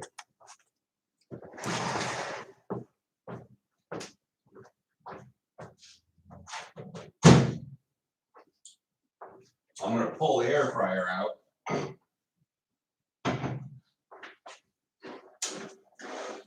We should have past souffles. I know we have at least a couple things. No, we have a couple things. Why it's jam packed in there? We got happies. We should probably eat those rather than the climate just. Yeah, you have kid nuggets. And we have past souffles. All right, so yeah, we have chicken nuggets, we have hot souffles, and we have 2 spicy tortilla wrapped meat things. Pitica Happies, or the brand Flamages. Also had a run-in with a volcano Kilauea, and it was yeah, Leilani Estates. I remember that because one, it was actually all over the news all the time, and I knew a girl who was in high school who was trying to figure out how to date guys so that she could frame them for getting her pregnant, but she never ever got pregnant, and her name was Leilani.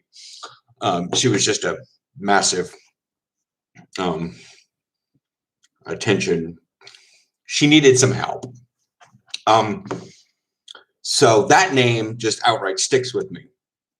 And then Kilauea was doing what Kilauea does, and as I was watching it tear through Leilani Estates, I was like, y'all are stupid. Why are you living on the side of a volcano? Been like, like you literally live next. Like if you live on the other side of the big island, cool.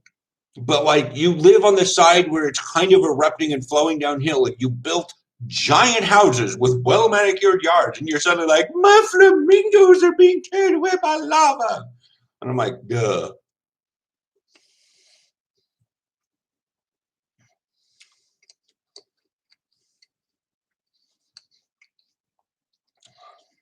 Sebastian finally got back to me. I'm just checking that you are still going to practice. You don't have to attend all the time. I mean, hell, I haven't even been there since they've opened things back up. What do we got? I was 2 when Mount St. Helens happened. I think I learned about it briefly when I was in the 5th grade. Yeah, well, that was still You know, you were 2 when it happened. And so 5th grade, that's like 10 years old. That's like 8 years later. So still fresh in people's minds, but you know, dude. I find it funny that there are actually duchies that get confused by contractions. But the younger they are, the better they are with contractions.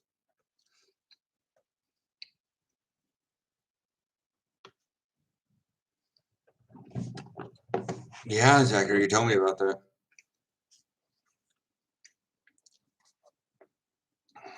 Mm.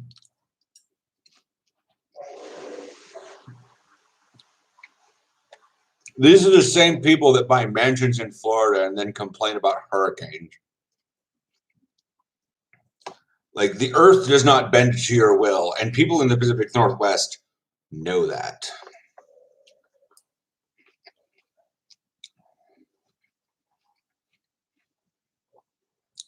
Then you don't know enough about Yellowstone.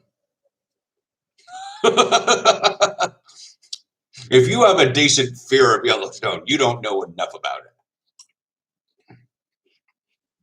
Because the more you learn about Yellowstone, the more you're going to like it. And the more you're actually going to be like, yes, it finally went off. The more you learn about it, the more you'll be like, please just blow off. That may just be you.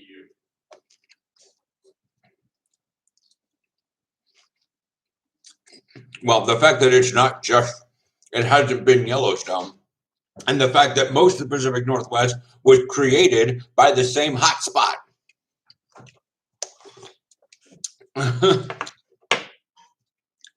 First of all, he's right. Calderas are cool.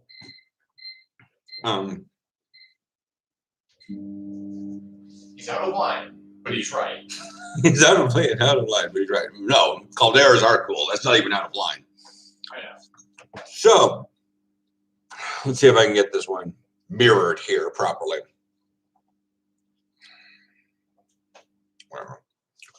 So, I will turn around. There is Yellowstone's like right here.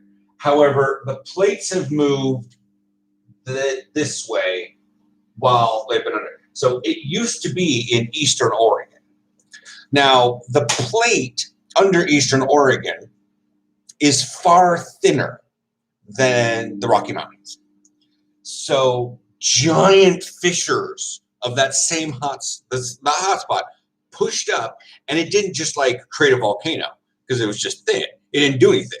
It just created these large fissures that just spilled lava. Just it's like when you have a small flood, and they are called flood basalts for a reason. But like you got all the cracks, and the water comes up to the surface, and it's no longer bound by anything, so it just flows downhill. Where that happened to be was to the Columbia River, and over the quasi not yet formed Cascade Mountains. Like there are, I think the Columbia River basalts were formed because the Yellowstone hotspot at one point was underneath Eastern Oregon and created flood basalts that covered 2/3 of Oregon and much of Eastern Washington. And because of these hundreds of thousands of years of flood basalt, there is thick fucking layers. Now, this is the flood basalts, and then here comes the Juan de Fuca plate and pushed all those up. So now these flood basalt, these layers, the CRBs, the Columbia River basalts, have layers in them that are being pushed up and folded into an anticline because the Juan de Fuca plate is pushing further in. So the Yellowstone hotspot originally created flood basalts, which now create the majestic Columbia Gorge. To be fair, the Columbia River did have its own little special bit and was there far before it, before the Cascade Range. But because of what you see, all that wonderful majesticness that comes out of the Columbia Gorge is because, one, you have a plunging to the south anticline in the Cascade Range and the flood basalts created multiple layers of basalt. And since they're leaning to the south, they create a straight cliff on this side because they're angled this way, and it's a sweeping slope this way. So when you look at Yellowstone, it's not so much be afraid of what Yellowstone can do. You should marvel what Yellowstone, the hot spot, not the park and not the current caldera, has done to much of the Pacific Northwest. Next on, let's try to next time on Let's Minimize Terrible Things in History, Missoula floods.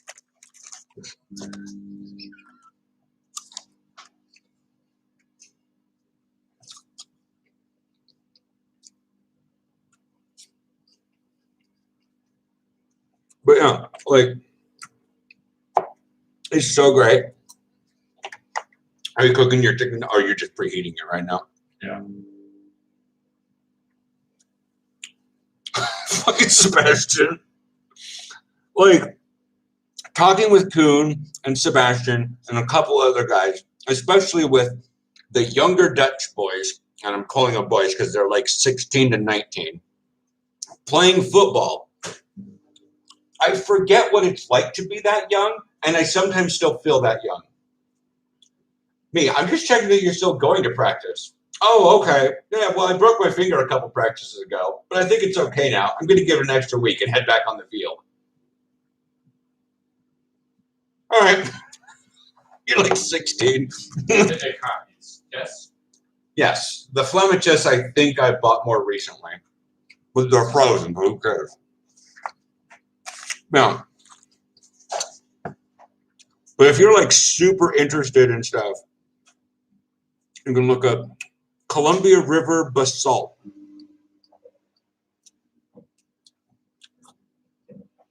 Sorry, CRBG, Columbia River Basalt Group. And if you're wondering, Zach, I'm going to hold this, I'm going to try to make it a little bit. You've looked at the map of Oregon and Washington. You wrote a story about Portland, Seattle area. You know the rough geography of this area. So when I tell you what the Yellowstone hotspot covered with oozing magma for hundreds of thousands of years, it's that.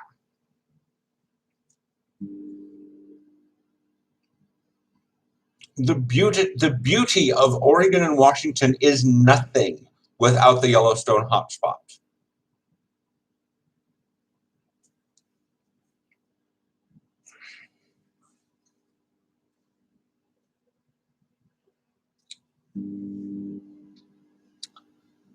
Just like even the Wikipedia article has the lines of where all the various fissures were in Eastern Oregon. The dike swarms is what they're called.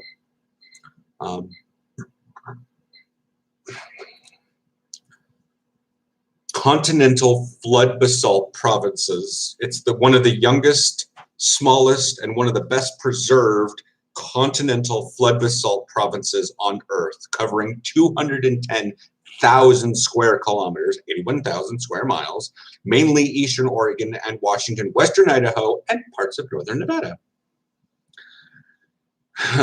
Yeah, and they flooded everywhere, as you saw, and they went downhill, as liquids do, down the Columbia Gorge, into the Willamette Valley, and out the mouth of the Columbia and into the Pacific Ocean.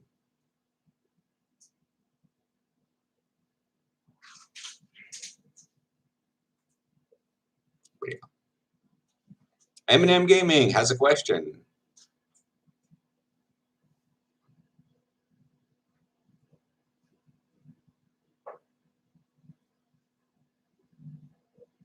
Have you been to the Netherlands?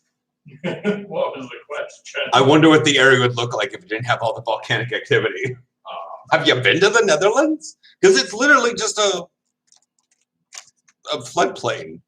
Like literally a water floodplain. That's all it is, except the Juan de Fuca plate decided, fuck you, Pacific Plate. I'm going to go the other direction.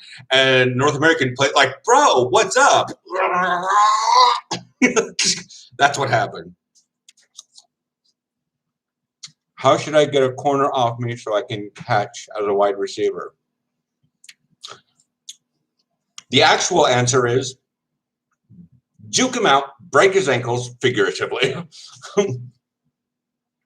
and make sure you put him in chase. I've had way too many beers. Grab him, throw him to the ground. That's totally illegal to do. But the things you can do to get a corner off of you is to realize what they're trying. You're asking about the mind game. To be fair, you can physicality this one out, but you got to get the mind game going. Yes, it would be holding. It would also be unnecessary roughness. Like I said, when you've had way too many beers and you come up with an instantaneous solution that involves punching somebody, you've usually had way too many beers. And I have not started drinking yet. So we're going to go with the ridiculously legal route. For legal reasons. For legal reasons, the punching was a joke. Ah, PewDiePie. So, how would you get it off it? Well, here's the thing. A corner has multiple tools. If he is in cover 3, first of all, if he done fucked up and he is in set to be in cover 3 and he is up in your grill, one, that's on him. That's bad in and of itself. If he's trying to press cover 3, he is either super fast or super bad. But typically, one in cover 3 is going to be further off the ball. And to be fair, with that, you're looking at open field. As a wide receiver, you want open field. You want to get low. You want to juke somebody out. You want to break their ankles. You want to put them on their butt, and you want everybody going, ah! You want your highlight reel to shame the fuck out of him. That's what you want. Dinner's here. However, when he's in press, you can fake him out. If he's angled in, like your head up, quarterback's that way, and he is angled, looking to the backfield, but he's keeping an eye on you. This is actually a good thing. Corners are supposed to do that. They're supposed to kind of do that weird split their vision. You want to watch the receiver, but not like you don't want to like bead on the receiver. You want to watch the quarterback, but you don't want to like watch it because then you'll lose that. So they kind of have to do that. I can't actually do it. But Boston Terriers are apparently really good at making their eyes go in multiple directions. Are you saying about Boston Terrier? No, you have a lack of self-control. Someone's flashing their lights out there. Watch. Yes, footwork works, but when he's in press, what you need to do is, like I said, if he's looking in, get outside. If he's up and he is square up on you, you need to figure out how to get him to flip his hips in the opposite direction, because you know what you're doing. He's got to constantly guess what you're doing because he doesn't know. That's the key. Is a corner is constantly guessing, and you know exactly the route you're supposed to run. If you're supposed to run a post corner, cool. That means that you can push, and then veer off in one direction. Like you're doing this, and then if you start leaning this direction, you'll see him start kind of backing up this way. And then you just plant the opposite foot and bolt behind him towards your actual route. But if you stem him just a little bit in the wrong direction, he may open up his hips and then you boom that way. And suddenly you're literally behind him. He's got to stop, turn around, and I guarantee you, like flipping hips, like we practice it as linebackers. And that's the back pedal, back pedal, back pedal, back pedal. And then you open up your hips just to run the other direction. But that's the thing is he's got to turn 180 degrees. His hips don't really want to do that naturally. And you're already going forward. And if this has been 5 yards, you've had 5 yards of acceleration. Suddenly he's backpedaling and nobody backpedals as fast as anybody runs forward. Just go, okay, maybe alignment. But yeah, that's, if you gotta figure out what he's trying to guess. And that's where they say it's 10% physical, 90% mind. Because after a while, you guys start playing games with each other. You know, if you start realizing what he's keying off of, then you can like, yeah, it's very strange. But know that they've probably watched film and they're looking for your reads too. So don't get into that cycle of like, well, I got to know what he knows because he's guessing this, and then I'm going to change this so that he's going to guess that. And pretty soon you have literally no answers. But the idea is to take the base knowledge of he's constantly guessing what you're doing. Even if he thinks he knows, he's still going to have to guess. So yeah, try stemming him in or out. Because like if you're running a 5 yard in, run it out a little bit and then plant and then just run straight in. Make him just turn his hips just ever so slightly. Because then you are going to go directly behind him. If he's a good corner, he's going to keep doing that weird weave thing where they move their butt, but they don't actually really move their hips. And that's kind of hard. You just got to outrace them that way.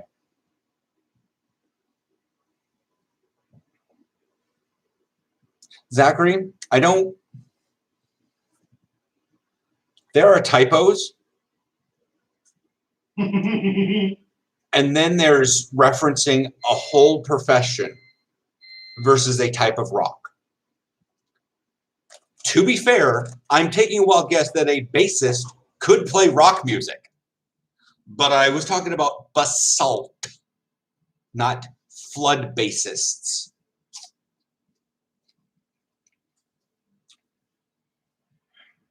Basically, yeah. Exploded. Of course they did. Did you have them all with their little seam side up? Yeah. Okay. They exploded at the ends. Ew. So it's possible that they don't have any filling in them. I got a fork.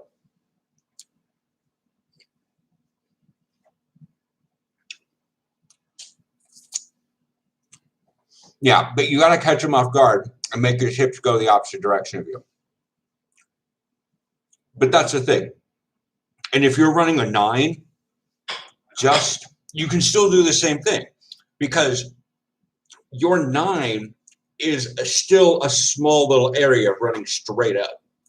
So you can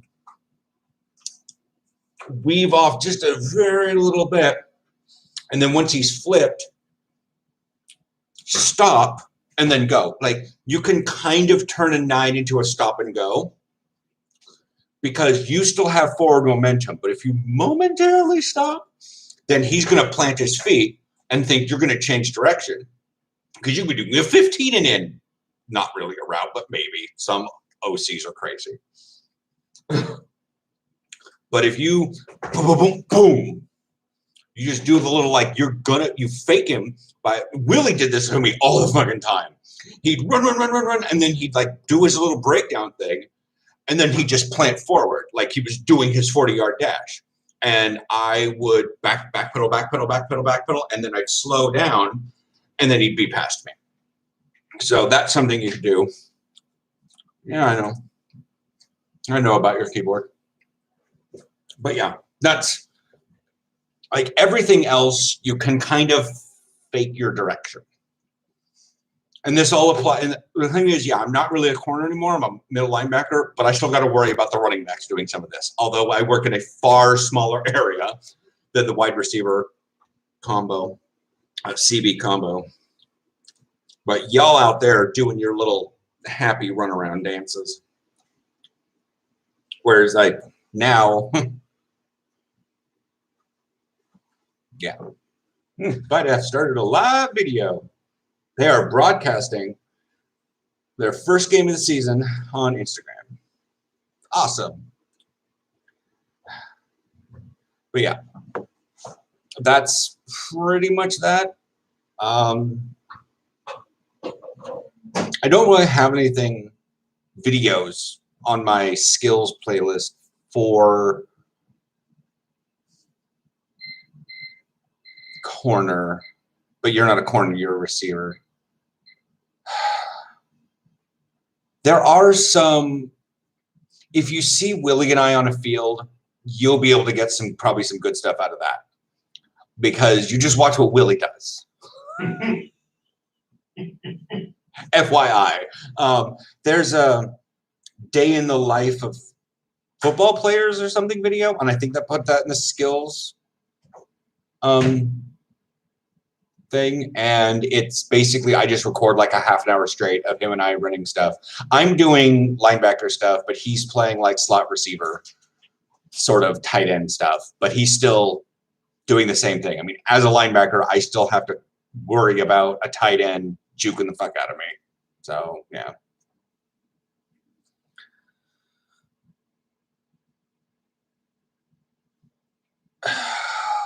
I really want to make a basalt temperature joke. I don't know why it'd be a pretty cool band. Basalt comes out of Mafic rock, and that's not cool at all. Felsic, sure, but not so much Mafic. I miss Ultra Mafic.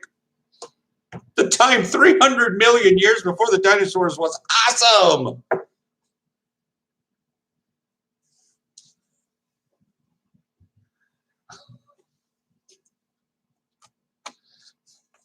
I love you. Oh, You nerd. Not Ulta. Ultra Mafic. No, Ulta, like Ultra Mafic rock examples. Very low silica content and rich in minerals such as hypersthene, augite, and olivine. These rocks are known as ultramafic rocks. Examples include peridotite, kimberlite, lamphrophyre, lamparite, dunite, and gomatite. They don't really exist anymore. The earth is too cold to make ultramafic. Like, ultramafic still kind of exists around the core.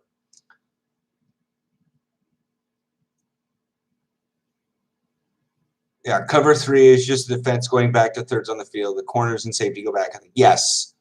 But again, if he's in press, he's either in man, which he's told to stick on you like glue. That's a one-on-one battle. And you get to, again, if you can have a friend's highlight video, I'd like to actually see, personally, if you actually employ some of these things in a one-on-one situation and you basically cause a corner to like twist his legs around like an egg beater and just fall over, and then you just run free. Even if you do not get thrown the ball, because that's not necessarily up to you. As a wide receiver, you probably know you are open all the time. And the quarterback never throws to you. So yeah. But that's the thing. Like, I would love to see that sort of thing where you've juked him out. But again, when it's man, and during a game, try to listen for that. The defense has, in theory, they should have really simple codes. Those are still piping fucking hot. I'm gonna eat my potatoes. Okay, so moving on back to thing. So On one of my teams, we had pat the leg, pat the chest, pat the helmet. Pat the leg was man. Pat the chest was cover 2. Pat the head, which was if you were to lay down on a field, it'd be man, cover 2, cover 3. We didn't really have a cover 4 for that team, but if you're not on the field as a main receiver, perhaps maybe watch to see, or listen for their cues. I know huddle film doesn't necessarily have audio on it, so it's hard to tell, but maybe you'll be able to watch. But the defense is always trying to call out what coverages they have. Yeah, they've got their huddle, but if something changes, they'll have to change what they're doing. And if you suddenly hear like black, black, black, black, black, like any word announced like that over and over and over and over and over can be which coverage they're shifting into. So if your offense, like if your slot receiver on your side goes running back to the halfback position and suddenly they start yelling blue, blue, blue, blue, blue, blue, blue, what does that mean? Did they yell blue and your receiver backed up? That might mean it's cover 3. Suddenly you have all that field. You've got 5 yards. Hook him up. So that's another thing to get in their head is realize what they're calling. Side note, from someone who hasn't played, but I've been on the sidelines, if either coach yells something and then a moment later yells it again louder and then starts swearing, it was a call, but no one's doing it, or no one's doing it right. Aaron, Will, I just don't read. I can't read. Aaron likes reading? What?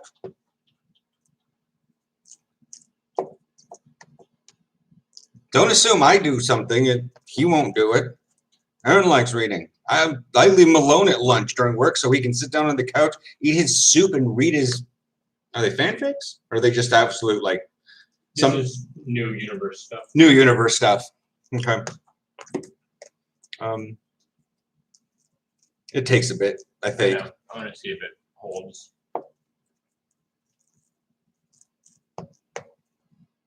Nope. But yeah, I will show it. Yeah, it held it. That's what I was. Yeah.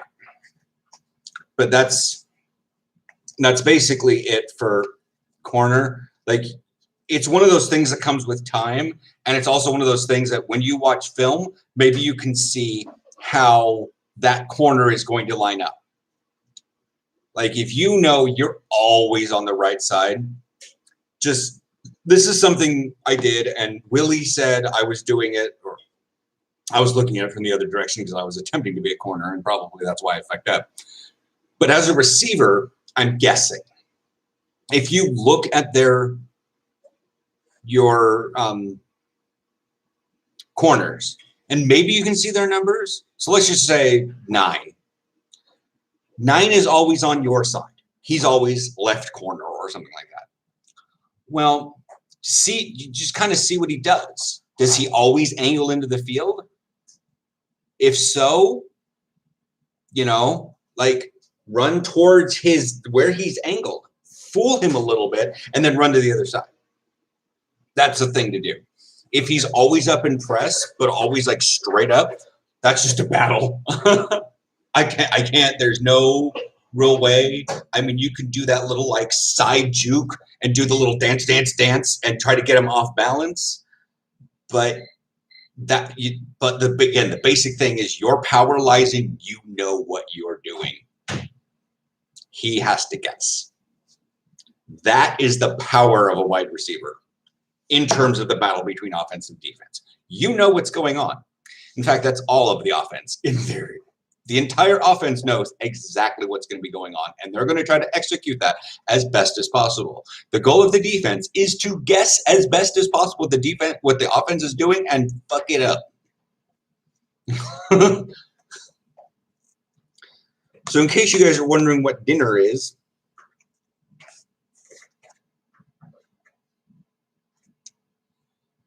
I'm just going to hold this here while you guys marvel as to what this is. If Danielle is still here, she knows exactly what this is. Matt, oh, you can answer that in the chat for you. Yes, but there's more to it. Do mashed potatoes stick out like that? It's not tuna. I don't eat fish. Nope. I don't eat fish.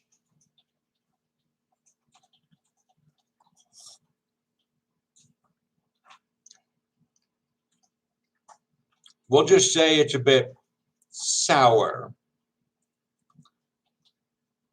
It's got potatoes in it. There you go, Matt. It's mashed potatoes and sauerkraut. Or as they call it, Stamppot-Zurkohl.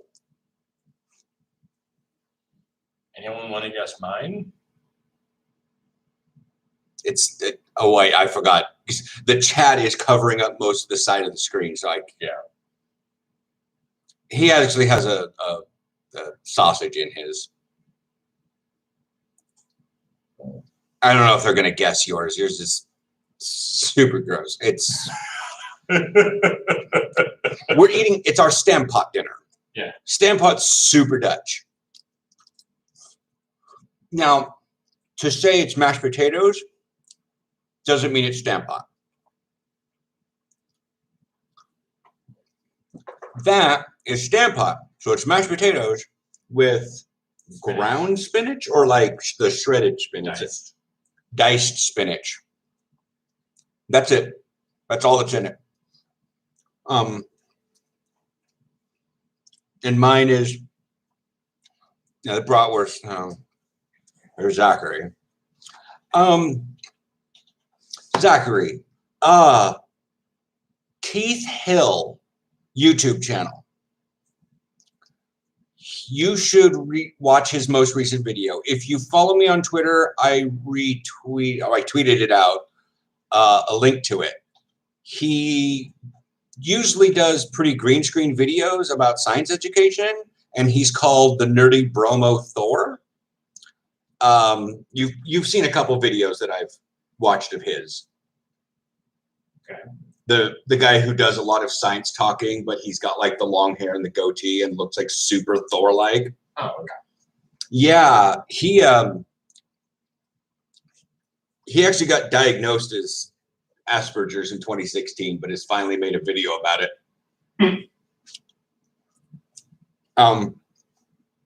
If you're wondering, I know that certain identities tend to attract people in the terms of identity politics after a fashion. This isn't a dig on you.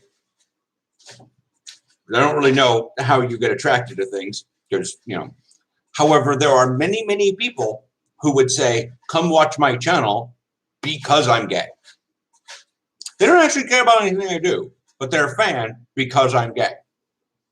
Or they don't care much about football or gays or games, but I'm autistic, so they watch me. Or they become interested in what I'm doing because I'm autistic. Many people are like, oh man, I really don't like this character in this story, but the actor is gay in real life, so he's my favorite character. That's sort of bullshit. That's the really negative part, and I see a lot of that, especially in the gay community. He's really self-centered and kind of mean to people, but he's so hot. Oh, he's actually straight? Well, like what? I thought it was Keith Hill.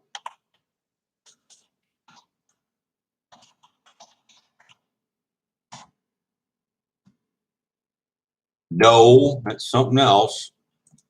Literally is in my history. I'm going to get it wrong, aren't I? Kyle Hill. Kyle Hill. I was so close. Kyle Hill.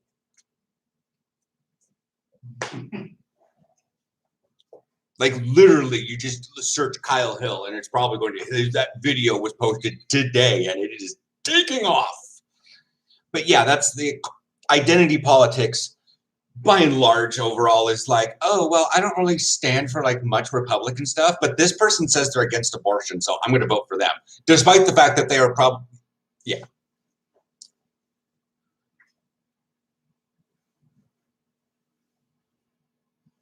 So that's what I mean. Like, you may not necessarily be into what he talks about, although he's one of those edutainment channels. I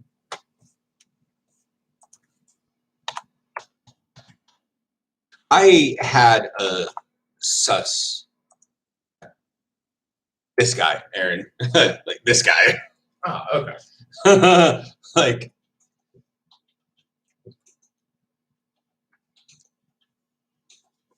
but he's also got like that weird sort of, you know, beard, mustache, and like when you looked at me when I had long hair, you're like, that kind of looks like you. Like, yeah, he has a whole thing today about like 16 minutes long, talks about just him and a white screen, and he's super uncomfortable about doing it. He talks about maybe, you know, he goes, I don't really know, like, you know, shaking people's hands or holding hands. And now that we've had a pandemic, I have a pretty good thing now to never touch another person's hand again. And I'm okay with that. And I'm like, oh, well, some autistics are going to come out of this pandemic just absolutely.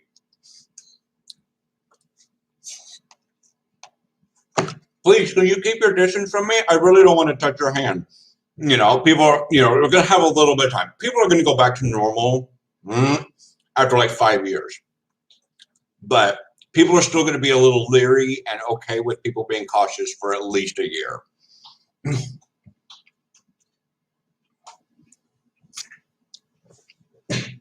But that's what I'm saying. Like, some people have no interest in watching certain YouTube channels until the person comes out as like gay. And then suddenly, like, I know it happened with what is his name? Oh, I can see his face.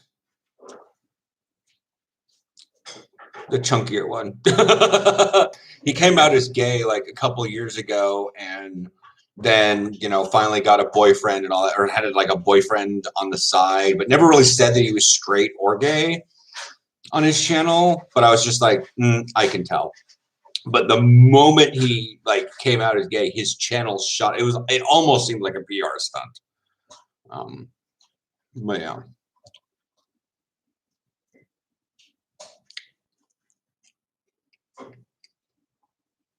Yeah. No, artistic viewer David Sandberg. He's the director of Lights Out and Shazam. Still maintains a YouTube channel after making it to Hollywood. But, well, yeah. But that's the thing. Like, watching someone before they come out it's just one of those things that, here's a thing, here's a video, you're super interested in this kind of stuff. Maybe it might be of interest into you, even though his overall channel may not be. So, one of those, it may be a one-off video of his type of channel. Again, you know, more or less, like, I do a lot of daily vlogs and show a lot of stuff that happens around Amsterdam and the threat of rain and getting haircuts in Oostpoort and trying to talk to, well, no, we're going to leave the end of the video at Central a mystery. That's funny.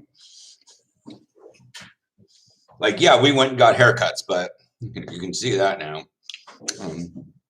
But yeah, but people come because they see the video from over 5 years ago where I did a football suit up. And they're like, what position you play? I'm like, middle linebacker. And they're like, 24 is a weird number for middle linebacker. I'm like, this video is 5 years old, as the date in the title says. And I currently live in the Netherlands and have for 2.5 years. Oh man, that's so cool.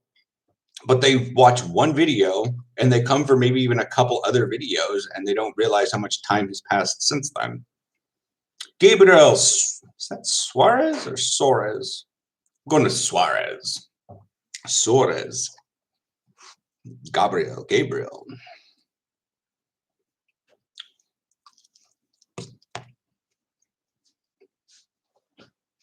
I don't know what a Cajun talks like, so I don't know what you're talking about.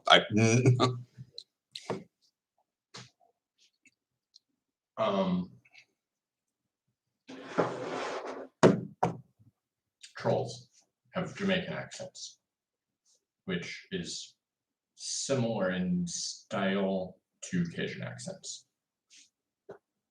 I didn't even think I was talking like that. Matt might be what Willie was referencing a long time ago, that I was sounding like a old black grandma. I get sassy. Well, I remember the name, and by and large, I tend to remember pictures also just as well. So, well, yeah. Well, man, I've talked to a lot of people.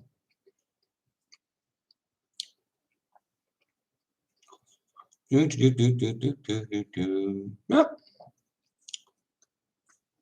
Gabriel Suarez de Silva. Yep. Brazil, talking about all the wonderful stuff. How is things down there?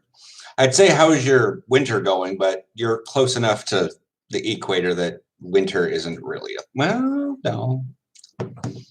No, down there in southern Brazil, you can get cold.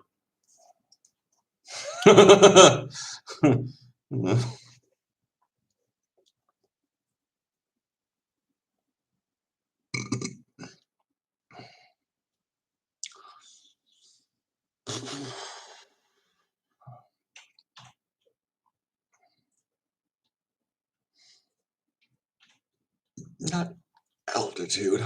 I hiccuped and didn't type latitude.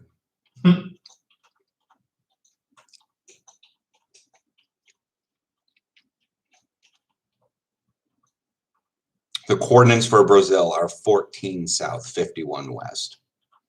Yeah, Brazil is big here. Brazil is big. Where do you go down to? Rio Grande do Sul. Okay, you're still down there at 30S. Never mind. You guys don't really have a summer. Or you guys don't have summer. You don't really have winter. Most of your country is within the tropics, which is the wobble of the thing. So it might get chilly later. It's pronounced Chile.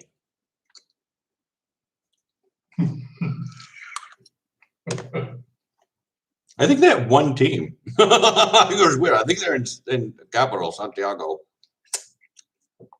They occasionally play the Peru team. I was talking with Homeboy about that when he was here last.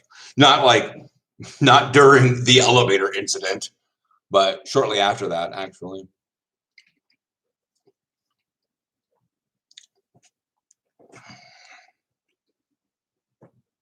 But yeah, it's he says that he started the whole American Football League in Peru. Luis.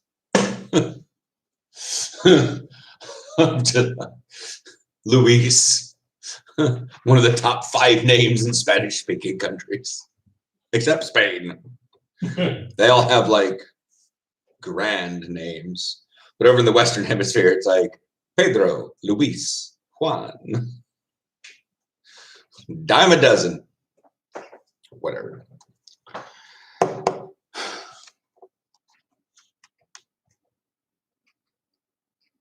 I can. It's icky weather, so it's a pain in the butt to take out my camera that's not completely sealed into this weather.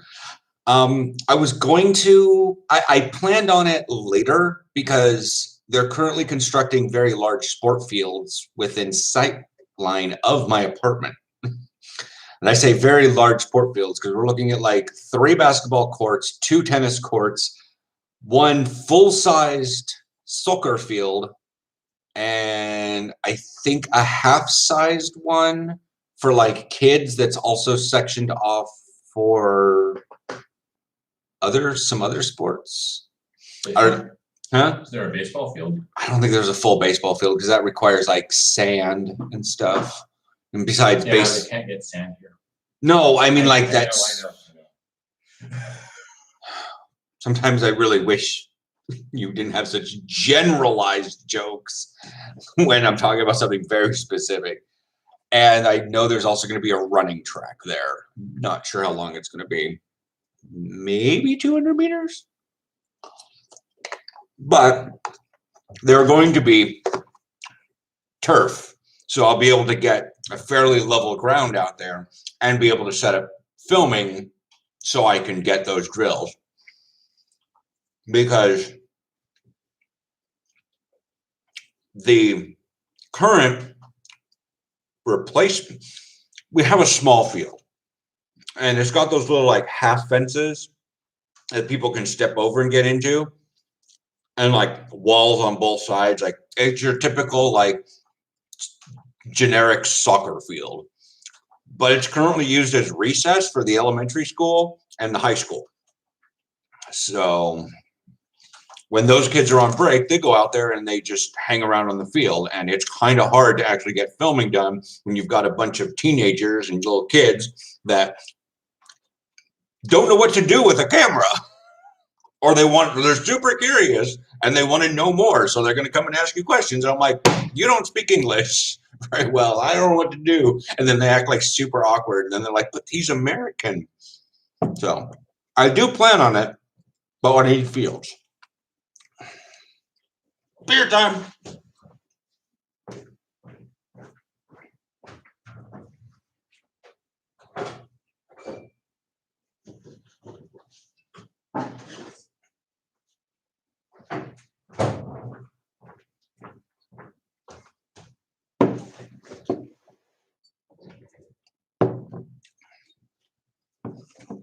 Nothing too terribly fancy, just a new one because I like the thing called Grim Bergen. It's got a phoenix on it. That's it.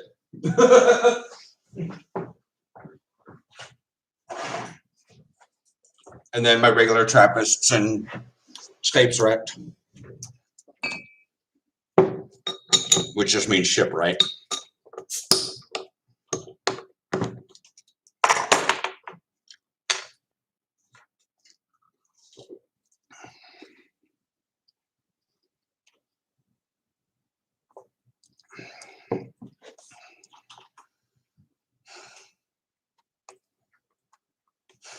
Cool. Just that it had the first beer I ever had when I was in Germany, so all other beers in comparison do not compare. In the States,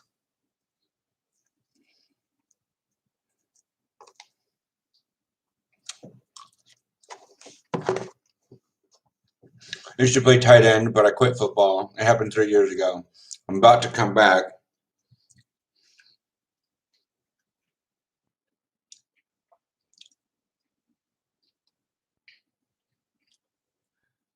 Skypes-wrecks or Grim Bergen? Grim Bergen is kind of sweet after a little bit.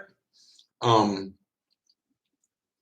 think it's like pretty super hoppy, I guess. But once you get like one beer down, then you kind of get numb to the hoppiness and or that beer flavor. And you can actually taste what it actually. Yeah, the third ingredient on here is glucose syrup. Yeah, water, Herstemout, glucose syrup, hop extract, and hop. Voedingsverwarde, yeah, whatever. That's just your thing. I usually have Grim Bergen as my second one, either after a Scheepsrex or Le Trap. All right, so you want to play linebacker. Here's the thing. If you assume your coaches are going to be the ones that give you a position, they will give you your position. By and large, in the States, it is thought that, oh, I get to choose my position. Yes, but a lot of schools have people there's a lot less choice in the States.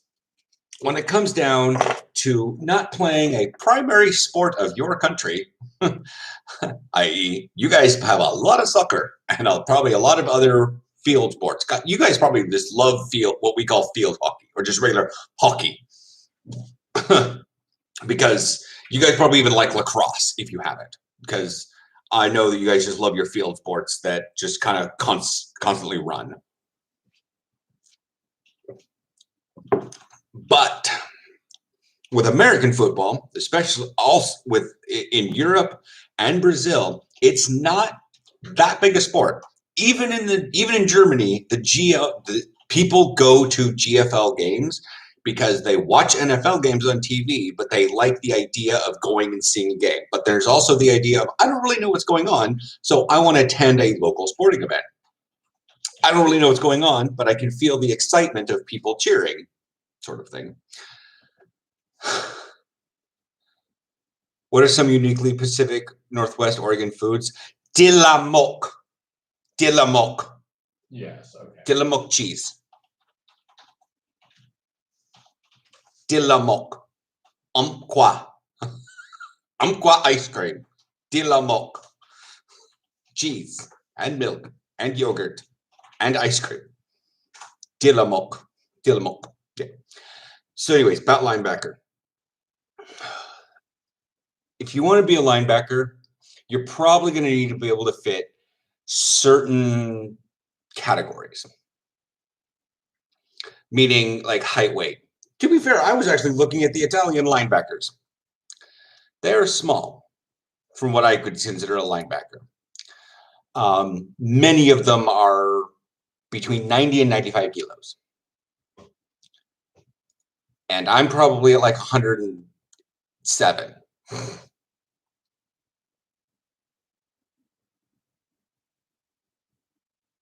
There's no. Anyways, I'm trying to talk linebacker here, and I'm trying to figure out about a lighthouse named Umpqua or Tillamook. But anyways, linebacker. If you want to be a linebacker, go to your coach and say, I want to be a linebacker. By saying you want to be a linebacker, the coach is probably going to be your coach. If your coach is trying to talk you out of it, might not be a good thing. Unless for some ungodly reason you guys have just a whole field of linebackers. And then, but most teams do not have a whole field of linebackers. They have a lot of people on offense, or if you can't catch, they put you on defense. So yeah, but just go to the coach and say, I want to be a linebacker. It's pretty easy. Wow.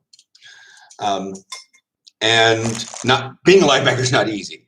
So I do have things on my football skills, but most of the time when I made those videos, I was not thinking of an international audience. So I utilized less than simple English terms. I know, and now I know, being abroad, that other people have better English than I thought in the States, but still, I can still accelerate past people, especially with my speed of talking. And so there should be some stuff in that playlist that references linebacker. Oh my God, is it going to get down to freezing tonight? Yes. Let me check that playlist right now while I'm eating my stamp. Comments, playlists, football skills, basic football player tools. Every football should be warming up this way. Ladder drills for beginners, 20 ladder drills for football players, DB and LB cone drills. That was after 9/15/2017. Trying to figure out why. I remember filming that video. And then I did DB route basics like the next week. I was on injury for something. Whatever. And then I did long snapping, the goofy failure to punt. Linebacker book review. Okay. Wow, I actually don't. I keep thinking about that LB and cone, DB and LB cone drills video.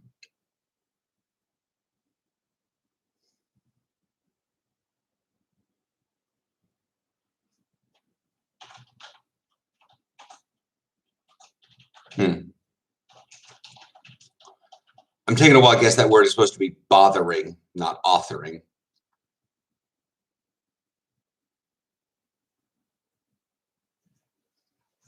It's a thing that happened. Yes, it is. But anyways, but yeah, I do have 5 basic tips for linebackers, and then how to linebacker part 2, strength training for linebackers, and then I have a what position is good for you after that. But then I have my all about linebackers, which could help you.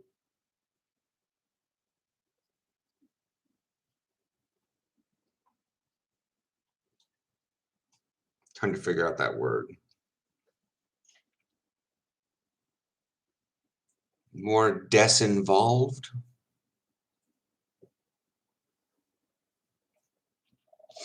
I'm going to go with the word involved on that one.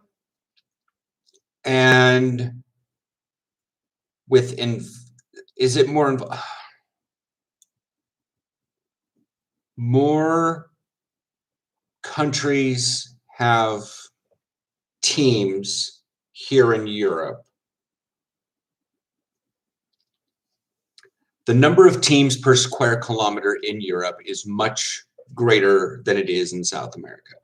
Brazil is the king shit of the universe when it comes down to South America. When it comes to American football, they're also pretty much the king shit of the entire continent. You guys are a big country. And so, yeah.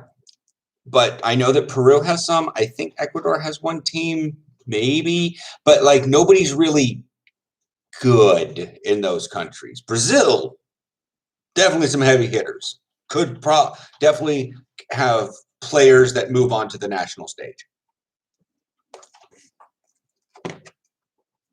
So you guys are a force to be contended with. But in terms of South America, it's pretty much Brazil. Luis is trying to work with Peru, but there's just developed in Europe or something. Oh, I get that. Developed. Once I saw the correction, I knew where the word was. Developed? Yeah.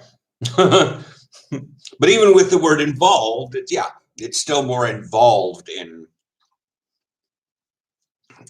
Europe. Developed? It's definitely more developed in Europe. Partially because many folks up here deal with rugby, so they move. They like if they played like rugby for a long time in like college or whatever, and then wanted to move on to something harder or whatnot. Like there's a guy that works in my gym who's played rugby for years. He's since retired, I think. I don't know. Corona's put a lot of things on hold. But he played rugby for a long time, and he and I were able to talk about rugby, like the nitty gritty about rugby and American football, because they're much more similar than one would think. They're different and drastic, but they've got the same point. They've got that same fucked up point system. So that in of itself is a huge leap. But they can't ever forward pass, so that's weird. And they don't wear pads per se, not like we do. But in terms of, if you have the chance to come to Europe and be here for a decent period of time, you're probably going to move ahead in your football ability. Like I said, Brazil has some definite heavy hitters. They're national champions, and their whole bracket of national championships is not to be taken lightly, but it drops off drastically when you get down into your lower leagues. But again, you guys have like 30-ish teams in that entire country, and that's a lot for not being in America. I mean, but then you got to realize that Netherlands, probably the size of one of your whole states, to be fair, is got at least 30 teams also. Germany has at least 16 in its top league, 16 in its next one, 16 to 20 in its next one down, another 20 in the next one down from that, or Lord knows how many in the next one beneath that. There could be 3 teams per. Ugh. It's entirely possible that Germany in of itself has well over 100 teams. Poland, I know, has like 30 teams. But that's the thing, like, if you come here, even as like to work or to go to school, and you find a local team, it's gonna be more developed. You're gonna see that, and then you're gonna go back, but then you're gonna learn here, and you can go back and you can help progress it down there.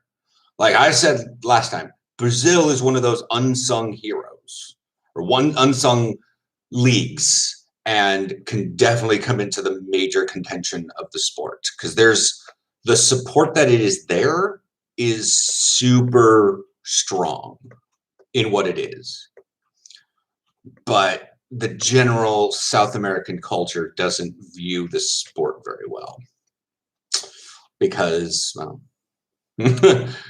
if you're not America, if you're not the USA and you're not Canada, it's all soccer or cricket. But that's the UK, and they can just sail off into the distance.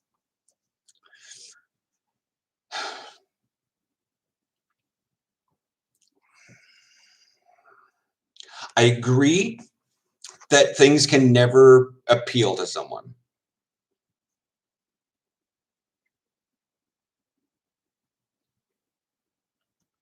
Would I travel to Brazil? Yeah. I'd go to South Africa. I'd go to southern parts of Brazil, to kind of, the reasons I would go to Brazil are not specifically for Brazil. But the reason why is I've never seen the southern stars. I've never had the sun arc to the north side. So I don't want to say that Brazil is bad, but sticking around equatorial Brazil would not do very well, other than, being able to at certain times of the year.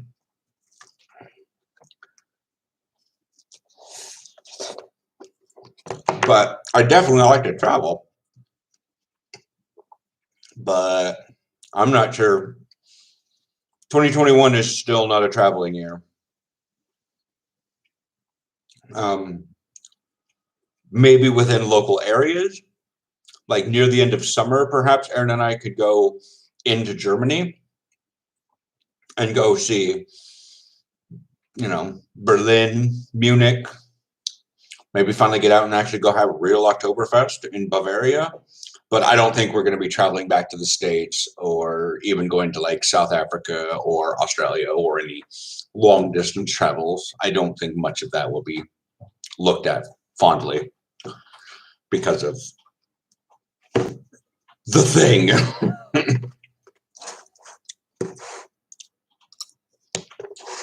So, Zachary, you wish you were more into sports. All right. It doesn't appeal to you. Okay.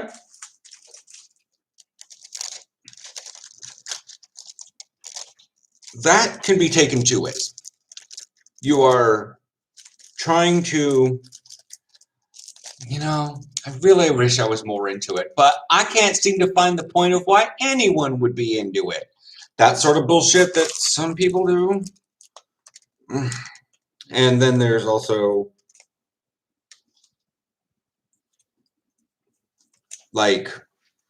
there's always I want to be into it, but nothing makes any sense. You just have no inroads to it.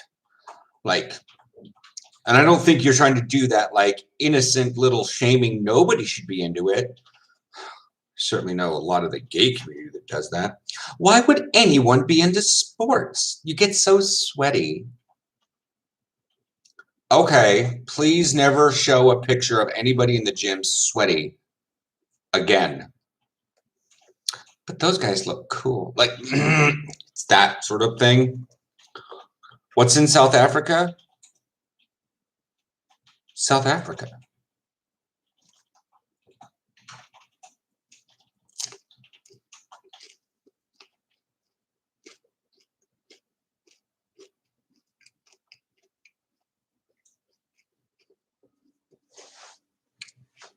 But you say you legit wish you were more into sports. Like, do you really want to be into it? Or, like I said, you don't have any inroads. There's just nothing about it. Like, it's the worst appealing thing out there. Or, since you say, I've been more into the arts, have you been sucked into that sort of social mindset of, if you're into the arts, you can't be into sports?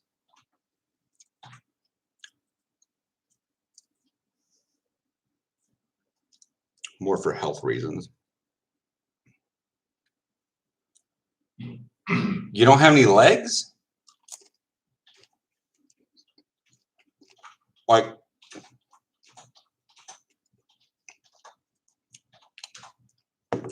you got breathing problems? One of our receivers, legit breathing problem. That dude comes comes back from every route he runs.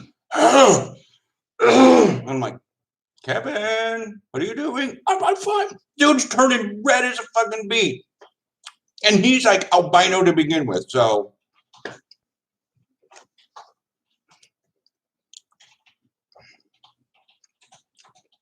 mean, you kind of left the door open on a lot of this. Like, are you into it for, like, you legit wish you were more into sports?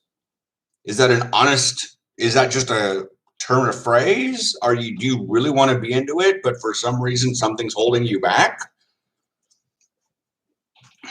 Is it that weird arts versus sports dichotomy?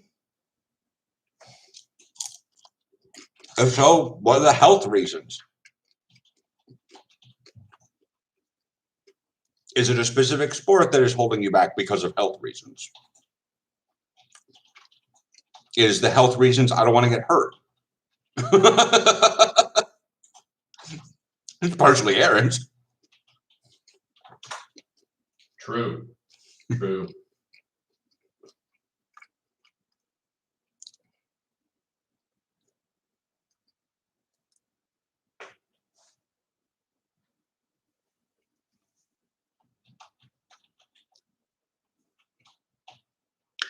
Okay.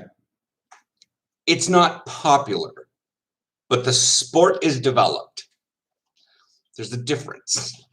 The people, much like in Brazil, the people that are into it are super into it, and they put in a lot of money.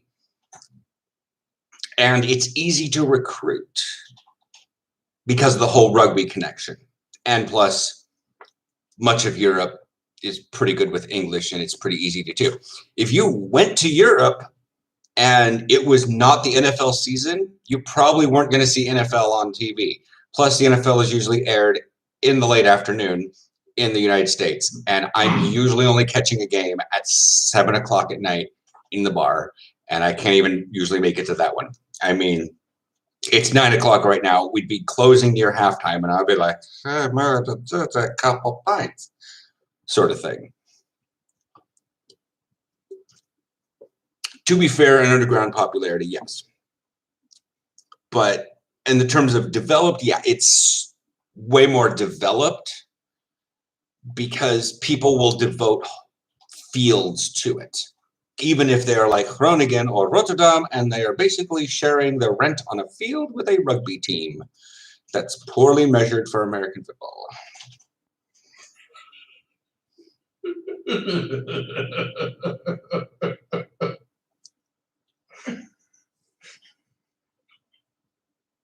Just every time I think about that field, It was both of them. It was both of them. Like it's not just that field. Those fields. Like we walked out to Rotterdam's field, and I was like, "Holy shit! You guys fucked up like Groningen did." And Marcus, yes, they did.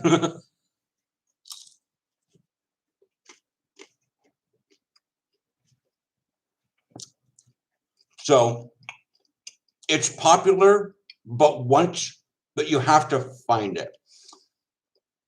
There are stores that actually sell American football gear. There's like a whole string of American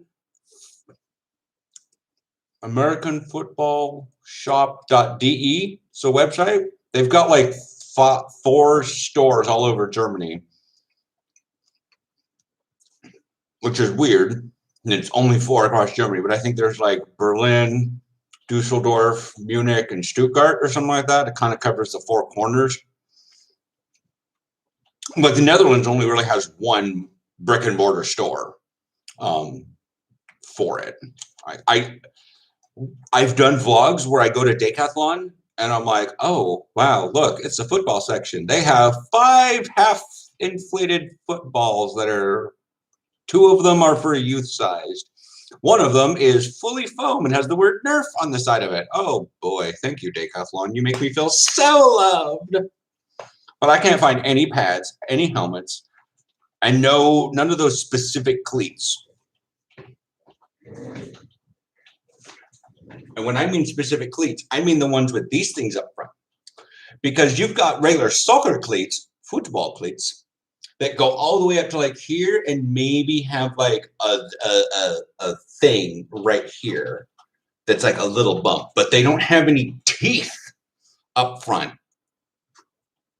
When you look in American football cleat, you will see teeth up front. Because in soccer, you're pushing like this.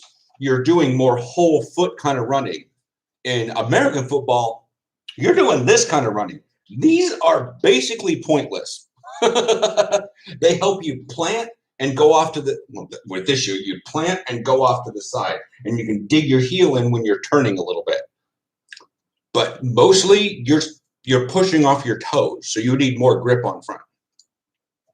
And the soccer cleats don't really have that. They've got like a gum up front. Like, all right, fine, cool.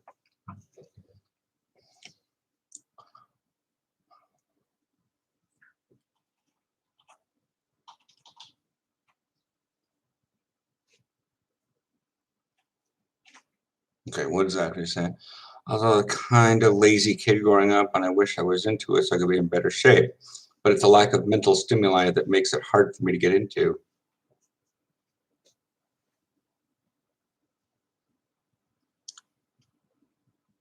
Huh? What?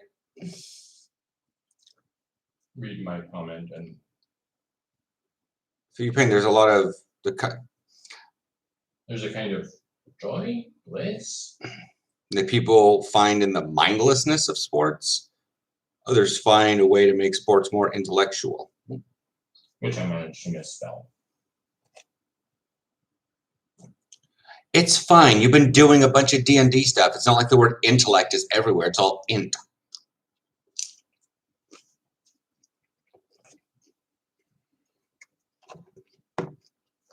Why do you think we use int instead of intellect? It's so much easier to spell.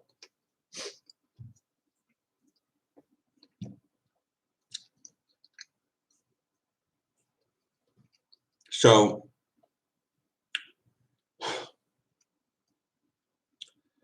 this is one of those conversations that's probably going to take a long detour, and it'll come back to it'll come back to the thing. So I understand what Aaron's saying, and I'm going to try to hold 2 conversations here at the same time, because apparently I'm good at that. One with Gabriel and one with Zach. That's basically what we're going to circle back to.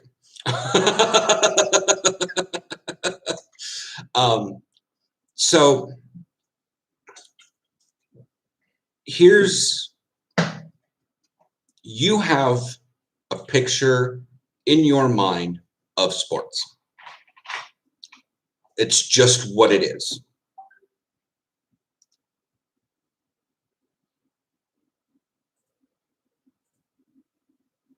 If I needed a helmet, yeah, they're actually pretty cheap. The thing is my Zenith, if you watched my YouTube short, it's a Zenith Epic Plus Pro, no, Epic Plus, yeah. I got that as a sponsorship thingy a long time ago. They wanted me to review the product, and I got to keep the helmet. There are 3 layers of paint on that. Well, 2 layers of paint, because the first one came with light gray. But I currently have a helmet, and they're not cheap. The only reason I really upgraded my shoulder pads is because I'd broken the strap in the middle, and so I bound them together with old shoe strings, and that felt janky. But fine. I mean, other people have like half broken shoulder pads, for Christ's sake, and they're still fine. You know, because your shoulder pad is so good when your power logo on your shoulder pad is actually halfway scratched off. Your shoulder pads are not meant to look good. They're meant to function. And these were bound together really tightly, but it just felt janky. I don't really need a helmet. And all these people on YouTube, you know, the kids from the States are like, you should get a Speed Flex. You should get a Speed Flex. Make sure it's up with Speed Flex. Blah, blah, blah. I'm like, 1, I don't make that much money. 2, what am I going to do with this second helmet? My first helmet works perfectly fine. To be fair, I worry about a lot of kids that say, just buy this, just buy that, just buy this. That I understand that after a certain age, one does not have, at a certain age, one does not have a real concept of money. That's just the thing. But I also wonder why these kids think people can just go out and buy new things. Now, to be fair, I don't really understand large amounts of money because I'm poor. And then there's also, I am so rich, I do not understand the ability of not being able to afford something. So if a new helmet comes out every year, I'm just going to buy the new one because I want to be the cool kid. I'm already rich. Why not be cool? But they go on YouTube and their words are exactly the same. But if I had to buy a new helmet, I have other options. There's always a Visus. There is even the newer Zenith. There are Riddell Speed Flexes. There are even newer Riddell helmets. And I would definitely go through it. But if that helmet, for some ungodly reason, snapped, like I just physically couldn't use it anymore, like right now, I'd probably go to a Riddell Speed Flex. Because they're relatively cheap. I can actually get one from Forella.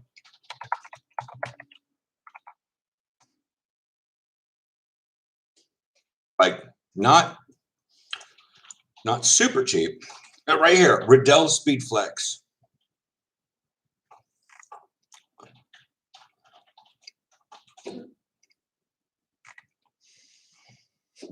Oh, that's a Riddell Speed that I was thinking of for the thing. But a Speed Flex, high gloss, medium and large. Oh, they don't actually have blue.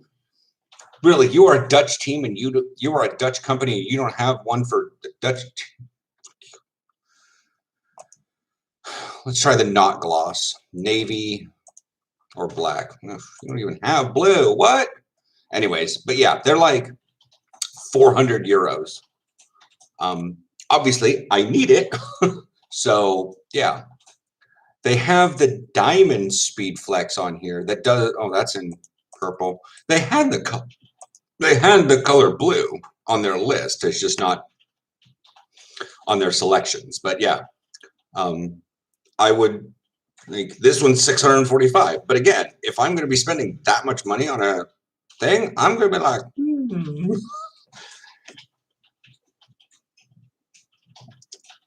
I wouldn't not buy it. But I also, like I said, would have options to get helmets.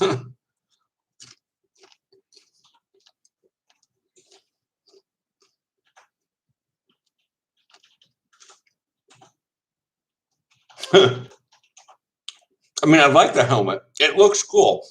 After a fashion, that little thing that's on the front that I think is supposed to be the thing that when it pops up, you got to check the person for concussion or something like that. I keep forgetting what that little plate is up front. But I like that concept. It's a really recognizable helmet, and it's a really basic helmet in terms of like the face masks. And you do get face mask options, and they're a little bit better because you can interchange them a bit more than like Zenith, which is very proprietary with itself. God forbid. But like the Riddell Speedflex Diamond right here, 645 euros.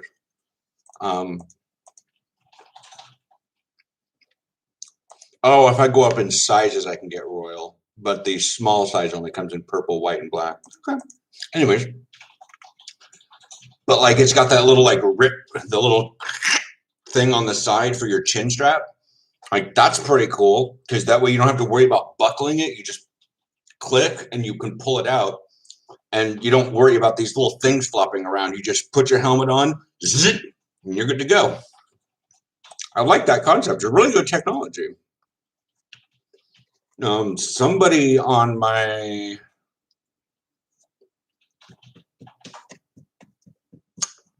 Pit Bulls, actually, back in 2016, he actually had a helmet like that when everyone was like, it's like cavemen going after a lighter. Ooh, like everyone was really happy about that ratcheting system. Like they all wanted to like on the helmet. Yeah, like everybody had that. And Jimmy has a helmet just like that. I mean, I'm not sure if Jimmy's still trying to play, but I could probably get his helmet on a discount. I'm not sure if he's wearing a large or whatnot.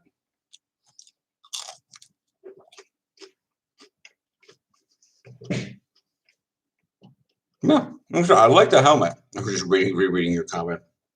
I like the helmet, but there are options. And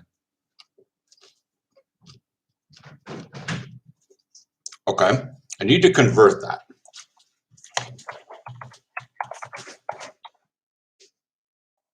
That's about right. Just saying. 2,700 Brazilian real equals 474.3 United States dollars. Even moving that over to the euro is 398. And I'm looking here at not a new one, but like the Riddell. Okay, so the Riddell Speedflex Diamond is 645 euros, which do that the other way. 645 euros. That's like 4,400 reals. So it's a bit expensive. But again, if I go back on this website and I look at the Riddell Speedflex helmet that's like that's Speedflex helmets, medium large, it's 440 euros. And I go up into large, there's Royal right there. Boom. Got it. Awesome. And that's about the same price as you guys are getting. And it's the one with that little hexagon thing on it and still has the. It's certainly not the new Riddell, but it's a good helmet. Very solid. People that actually have ponied up the cash and went for it really like that helmet. And I always got to tip my hat because I know like you got a good helmet. So if it's like I said, I had to convert that because that number made no sense to me. If that I didn't know if that was expensive in relations or not, but that's about the right price. It may sound like a lot to you, and 450 euros for a helmet sounds like a lot to me, and I kind of, but it's still less than my PlayStation 5. So.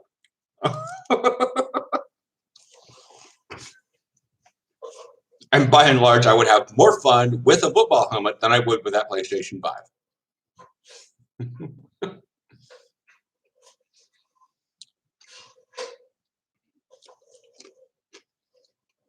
But I'm guessing when you say a new speed flex helmet, you mean just like one that's not been worn before.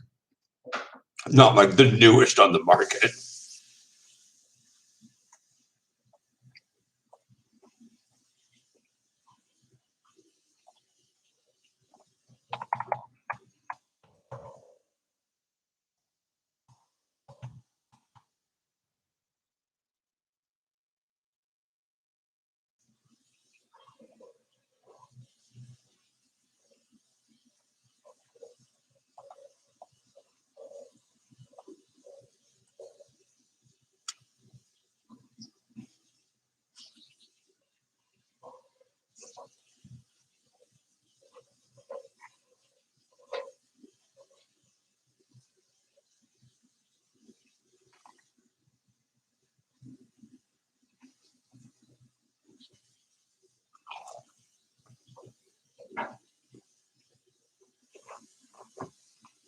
Gas souffle.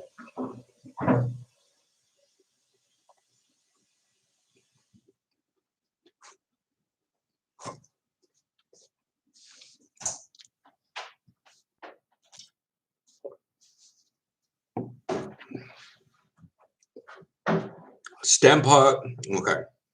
So I have like 3 different things to eat in front of me. 4 technically. I have cas souffles. I have basically spicy meat in a tortilla. What is the other thing? What is that thing? Spring rolls. Like a spring roll, but with like spicy ground beef in it. They're called pitica happies here.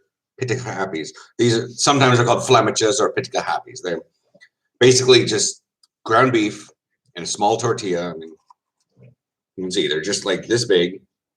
They look like a little veggie roll, except they're chock full of meat and they're basically covered in black pepper. This is Sorkul stem pot. These are gehaktballetjes. And that's a cas souffle. Momentarily, I'm going to get some garbage out of the way.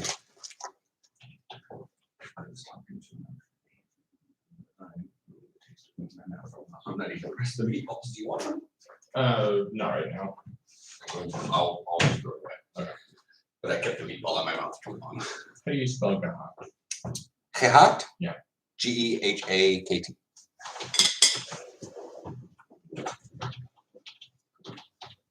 Runde gehakt. Oh. But this is just Gouda cheese surrounded in phyllo dough. Not phyllo dough, I don't think. I think it's just regular dough.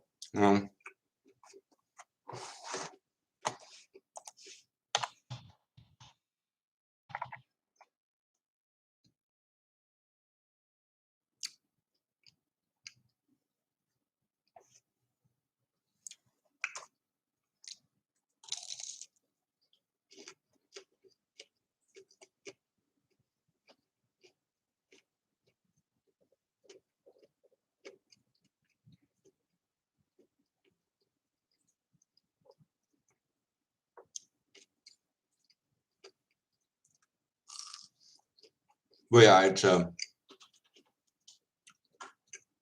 thing that's nice about these is they're quick and easy to make, and they come out of the automatiques pretty well because you can just keep them in a warmer for a long time.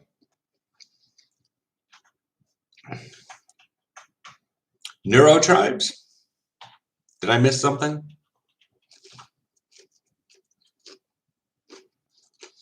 Were you talking about this when you were driving around the car looking for apartments?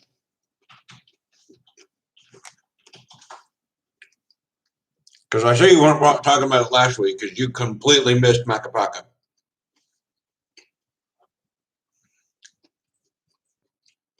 Aaron is Googling it right now. Legacy on autism and future of neurodiversity.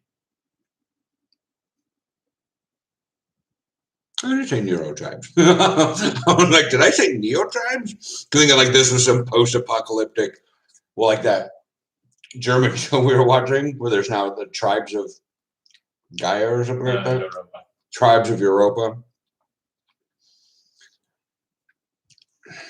Okay. Oh my God. It's a New York Times bestseller. Oh my God. The book is a New York Times bestseller. That's how a healthy diet looks. It's why when I'm looking at the Italian players, I'm like, you are a 92-kilo linebacker? The fuck do you eat? Nothing. Nothing.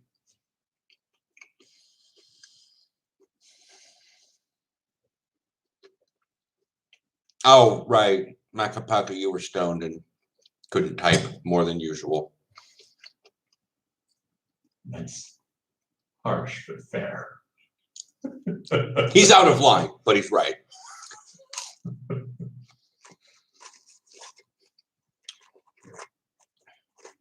I mean, I got to give credit to you, but when you talk about books, you got to reference Aaron. I don't read books.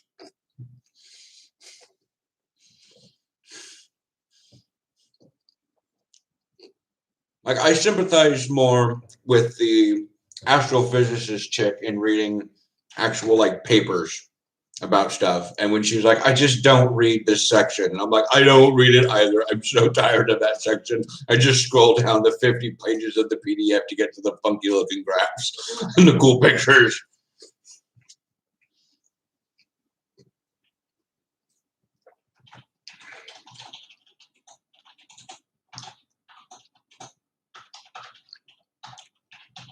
He's in the chat. You can still talk to him.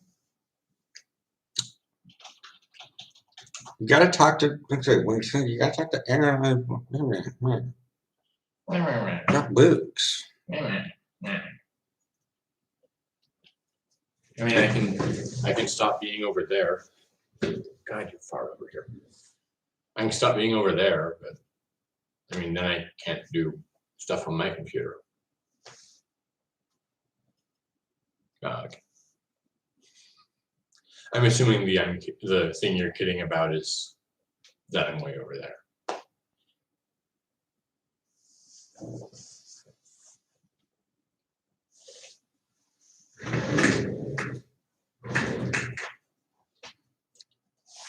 But yeah, when it comes down to books, talk to Aaron. When it comes down to autistic stuff, you can talk to me. But if it's an autistic book, yeah, SOL.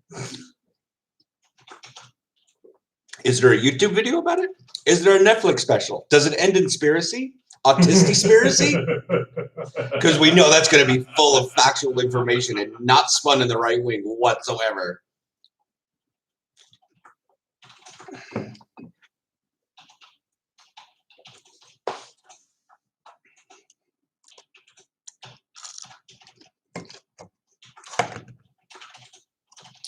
Well,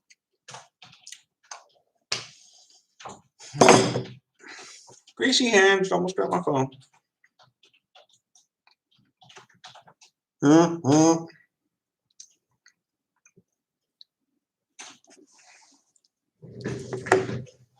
I'm demonstrating.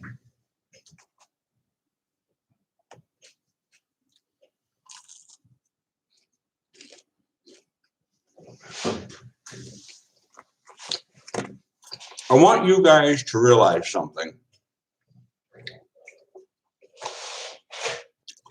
In today's video that went live about 5 hours ago, there is a point in that video where I say something and then there's actually a long cut because Aaron and I had a confusion of where the camera was. I didn't because I know exactly where it is pretty much at all times. Especially when you're holding it. Yes. But then he turns around and does the most socially acceptable yet fucking autistically awkward thing. And so he starts explaining something, but I'm like trying to not look like I'm trying to worm out of something. And he's just gently placing his arm behind me. And I'm like, stop, stop, stop, stop, stop, stop, stop. Like, it is the most uncomfortable thing. If you guys want to go back and look at it, it's there. I left it in because Aaron's talking through the entire time of me trying to be a snake spinning in his own skin. And I only noticed right at the end.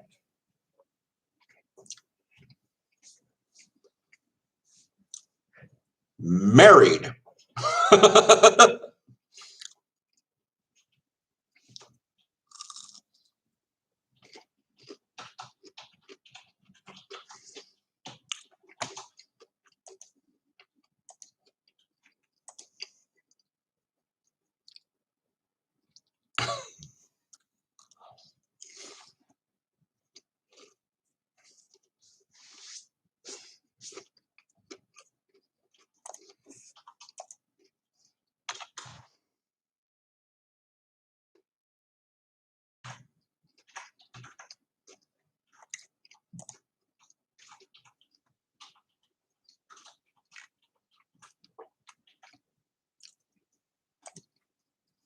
Well, apparently Kevin broke. I literally broke Pizza Cooking Simulator with my bad cooking.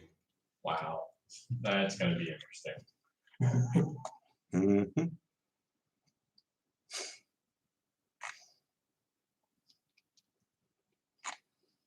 Tomorrow's football video is going to be certainly interesting. I think, actually, because of Gabriel here, I'll probably give some. I'll try to come up with some good linebacker tips. We're going to have some.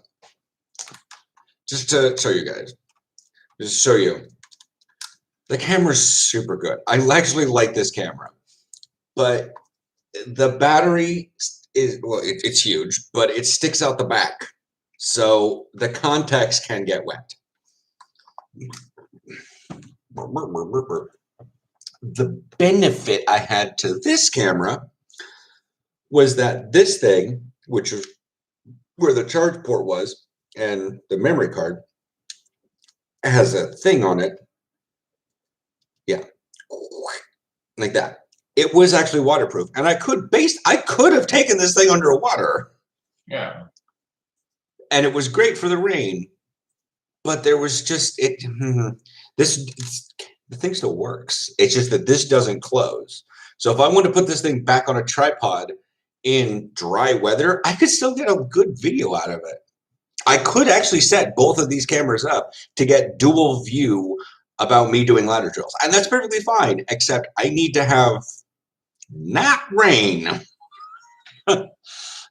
Unless I had an umbrella, and then I could do that weird sort of like umbrella stand thing. So I'm thinking tomorrow I might be able to. I could do some linebacker stuff in the room, in the second bedroom, because there's enough space in there that I could go over like stance and stuff, and how you're supposed to be standing in your position and whatnot. That would be pretty cool. I'd have to move the whatever. I can move stuff in there. All right, Zach says, I wonder if it's also an autism thing. Have super dank sense of humor. Dark. I said dank. I do have a dank sense of humor, though. Because you can't imagine how much I've gotten into trouble for that. So I don't think it's an autistic thing. And I'm going to say something that I have told a bunch of people in relatively autistic communities over the years. Not everything's an autistic thing. There are people out there completely neurotypical who have dark sense of humors. It's not an autistic thing. Like, there are certain qualifications for an autistic thing, but that doesn't mean that everything is. Like,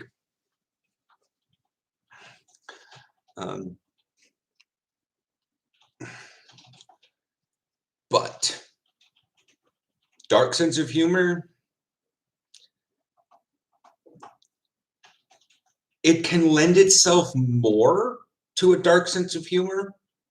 Being autistic, or at least a darker than normal sense of humor, because you are not bound, you don't feel bound by social normatives, social niceties, I guess is the term.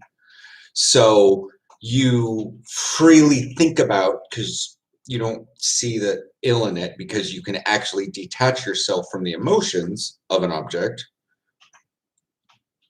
So you don't feel bad about certain things. Like I have this ridiculous guilty, not pleasure, but this guilty sadness over my response to death. So-and-so died. Prince Philip died? Cool. Like, it's not cool, but like, whatever. You do you, bro. Oh, wait, you don't do anything anymore. Whatever. But like, saying that Prince Philip is not going to be able to get a 100-year-old congratulations from his wife. Because everybody in England gets a letter in the mail from the royalty, it's been the Queen, when they turn 100 years old. And he did not. That was always the question. Is he going to get a letter from his wife saying, congratulations on reaching 100 years old? The answer is no. Is that a dark sense of humor? Well, Yes. it is, but there's also a lot of Brits that probably thought the exact same thing.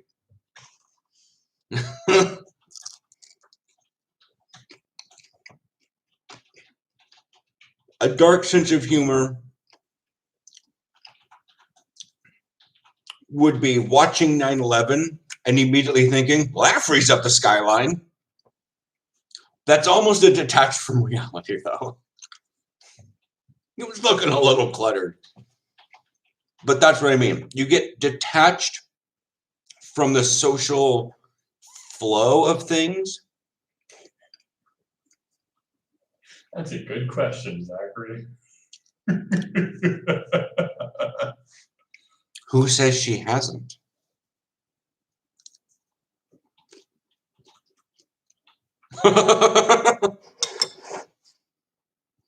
It was so close. We were right there. We are on the brink of greatness.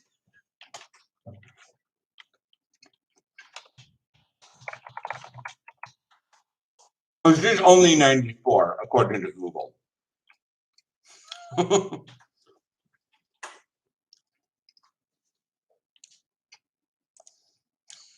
It's only 94. We got another 6 years to go.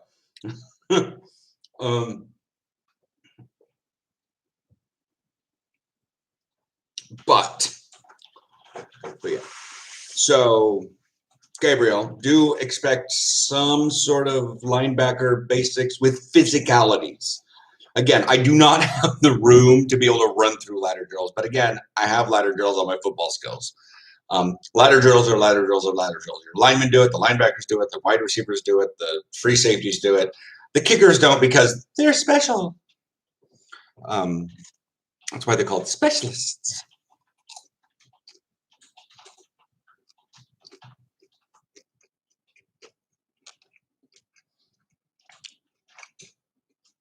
So when people say, I wish I could be immortal. No.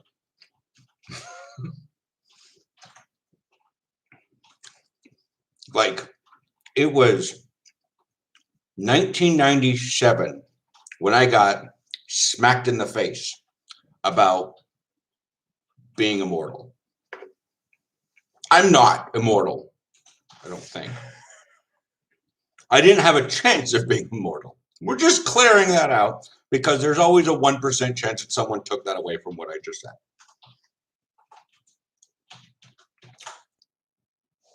But to live a long time, to live 100 years, 1,000 years,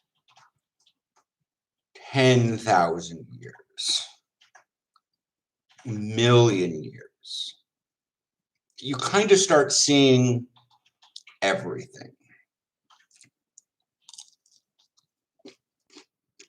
The ebb and the flow of civilization, not just lives, not just governments, but whole civilizations, whole species. I mean, if Civilization, the game, has any idea about what's going on with human development, they always start at roughly 4000 BC. And that's when you're developing writing and mathematics and all that jazz. And we're currently at early 2000s AD. That's 6,000 years. Now, humanity can be rough, but that's the thing is, even at the top end of functional human civilization, 10,000 years. If you lived 1,000,000 years, you'd see that 100 times. You'd eventually get fucking bored to watch 100 species go from figuring out how to do math to conquering the moon, I guess.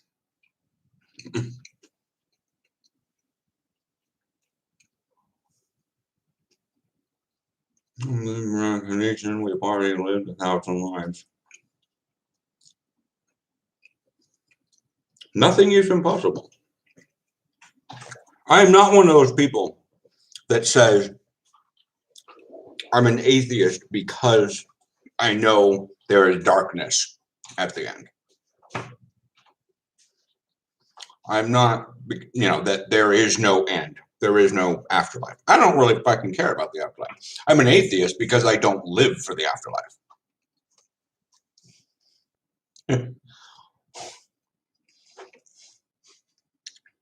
It's a really weird thing to say. I'm an atheist because I don't live for the afterlife. How many people do you know in the religious world are doing everything now to get a better place later? Call this a transient time, a trial period for what is to come. They aren't living now. They don't care what they do here other than how it benefits them later.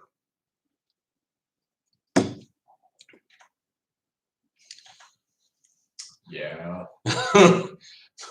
I'm an atheist because I'm not living for later.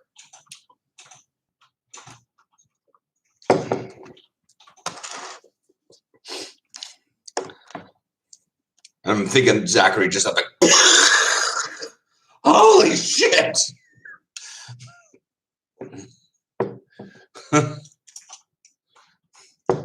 He's either going to be so much. Oh man, I should have brought that up to him last week during his edibles. He'd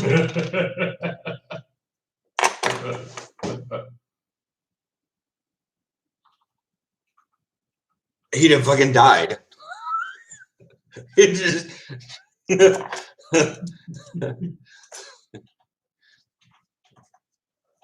It's true. I've watched a few videos from the atheist YouTubers. There's a group of them.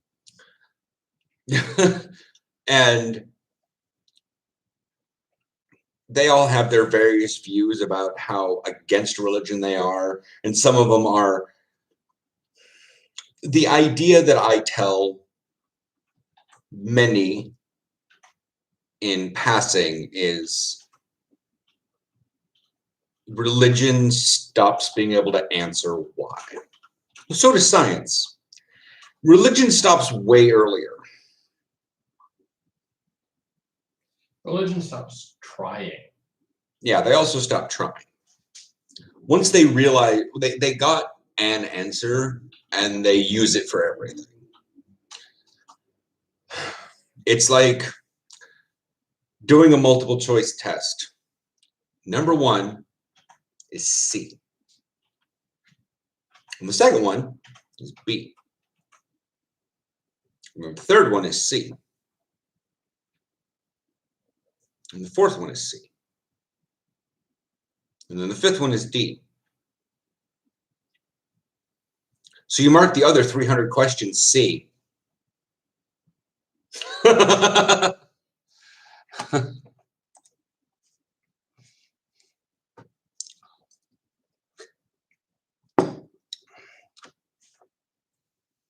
yes, there are foaming beer. I literally did that shit to myself for people. Bink. I set it down too hard on the desk. Live television, folks. I brought it up in the previous video, and I'm just like, live television, folks, but really it's because I started the camera and then got distracted by a low-flying plane. But no, there's some that are assholes. There's some that utilize. I know there's the guy from the British Isles. He kind of has a low droll. He has short hair now, but he used to have really long hair, and he's the one that are always using logical fallacies against certain arguments of things. I know I've heard. Yeah, but I need more context because I can't picture that without. He's always using logical fallacies against certain types of arguments. Okay, so he's every right wing. Okay, sure. The only guy I've ever consistently listened to that talks about logical fallacies and is British. So I don't know that I've actually listened to any of those. Okay. But yeah, he uses a lot of the things, and he's where I actually learned a lot of the weird logical fallacies that come from, like, you know, not even like religious folks, but those right-wing conservatives that are just trying to outright scare people by their fear tactics. A straw man argument, something like that. They create a boogeyman. But then there's also, and that's rationality rules.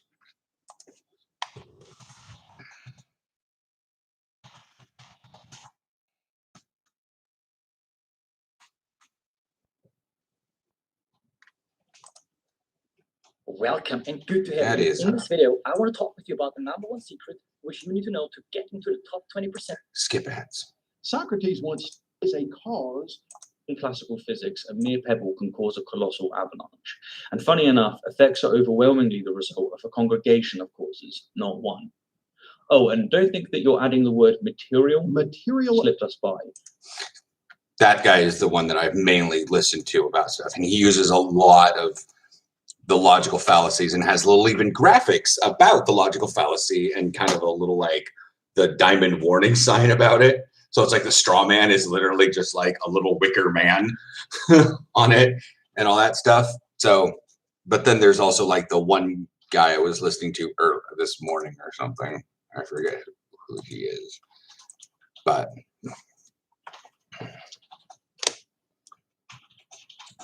yeah, there's that too. That's an issue.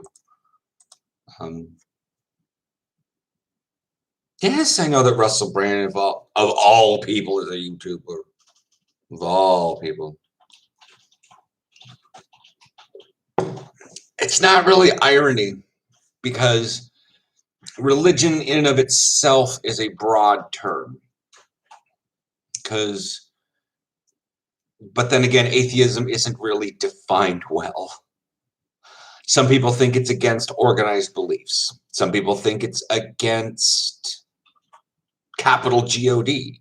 Some people think it's against monotheism. It's against all G-O-D-S, small G-O-D-S. It's against any organized anything. I'm like, that's called anarchy. It's different. Nobody really knows what it is, and each of these atheists take a different spin on it. It has no one definition, but it's also not a very broad spectrum. Same thing with religion. Like, what do you define that as? Someone's like, okay, well, I don't know what the end actually is. And maybe, I mean, is agnostic atheist? But a lot of people think it is. Because they have the, you are anti-capital G-O-D. So, but then again, you know, people who believe in Thor are atheists.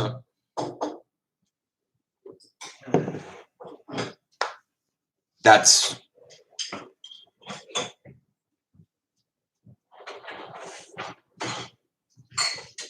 it still is kind of edgy. Everywhere but the Netherlands. Believing in Thor. Man, I remember growing up in the 2000s when saying that you're atheist was still considered edgy. Oh. Still is considered pretty edgy.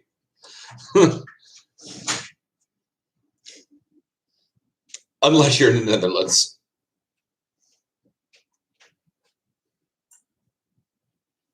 Like, I keep asking Google the question of religion in the Netherlands, and it's just like 65% give no fucks.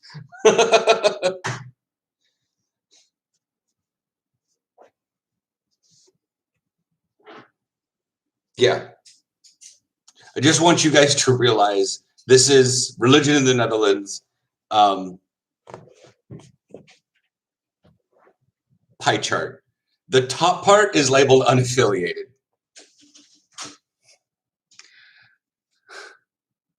Yeah. 50, according to Wikipedia, 50% of the Netherlands is like, whatever. I don't care. I get a day off. Awesome. I get a day off from work. That's it. They don't actually. Do you have any other dishes? No. But yeah.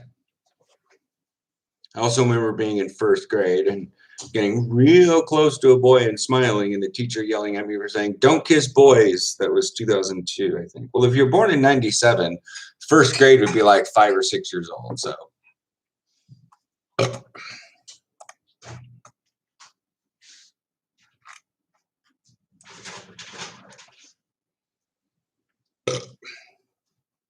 But yeah.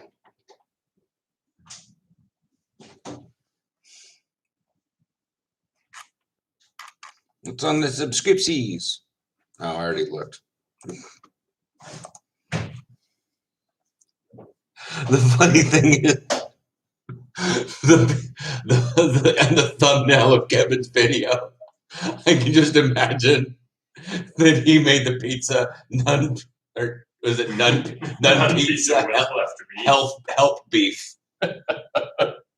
Just look at that thumbnail, none pizza health beef.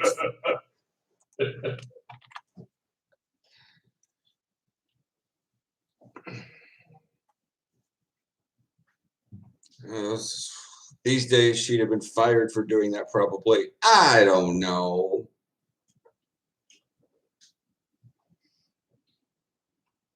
I mean, PDA, IG, public display of affections with a pig. Is this The Simpsons?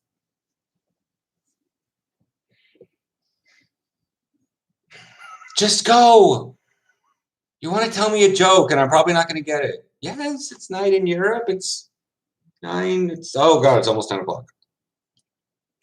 So I rattled off the counts of everything I've found so far, going through the Insider articles, the D&D supplement, and Kobus replied with Donald Trump. Stop the count.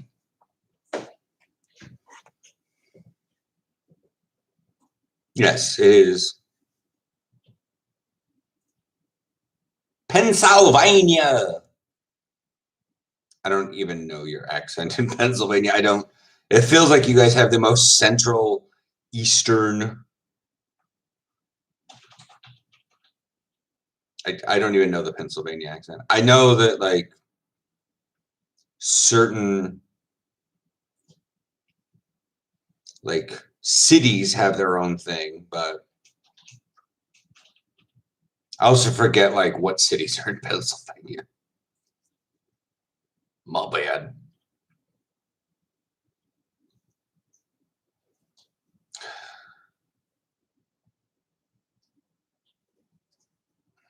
It says almost 4 in Penn.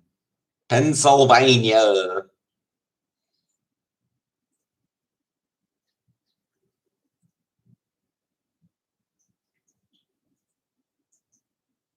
I keep forgetting if that's in Virginia or not. I'm like super good with geography, except for like certain cities, because to me, Pennsylvania is like the breadbasket, and Virginia's where all this shit happens. Okay, so you have the Philly accent. I still don't know what that is. And I even watched the United States accents, and I'm not sure if you guys are above or below the caught line.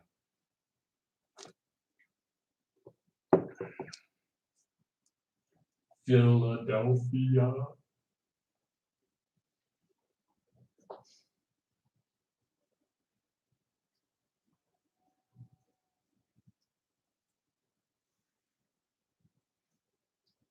Kind of Boston-ish. Aren't we all after a while? Except the Dutch.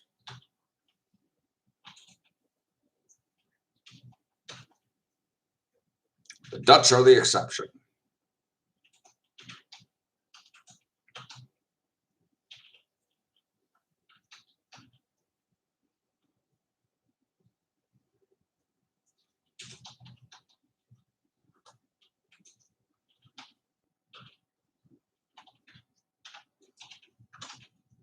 Goat. That's a goat. It was amazing how southern sounding Indiana gets here after a while. That's because you're near Tennessee.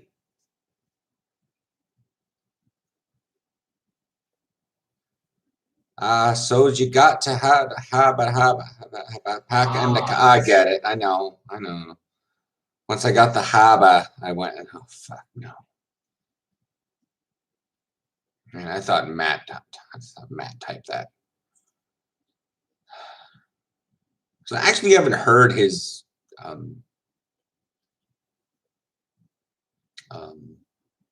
voice that I know of.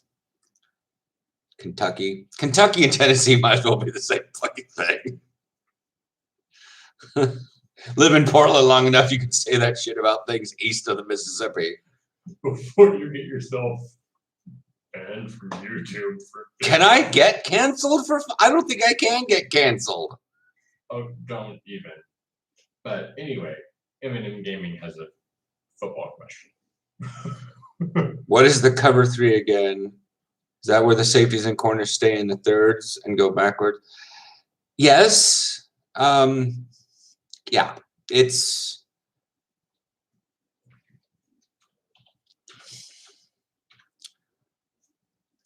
So how I had to teach someone how to do the coverages because he was going to play defensive back for one game and he had never played football before in his life.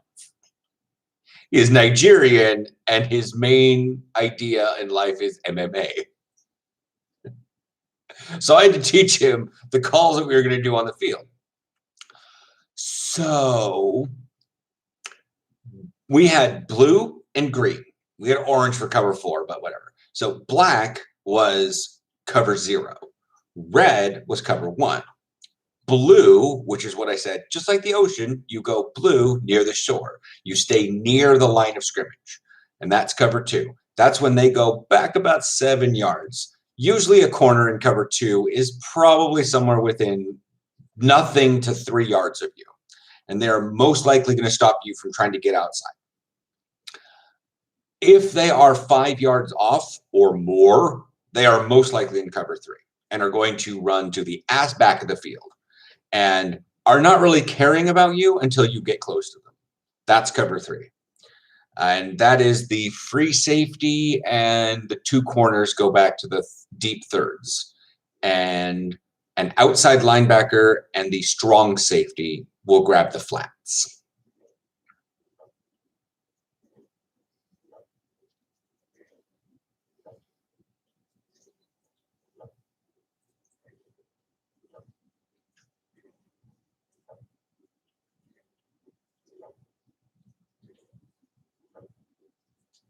But yes, that's cover 3 is when you go deep. If you look at my football 101, I should have something about coverages that explains them. But when I was telling him, I was like, because we used blue and green. So blue was like near the shoreline at the beach. You stay close to the line of scrimmage. And green is run out to the field. and then go after anyone that comes near you. That's pretty much what it was.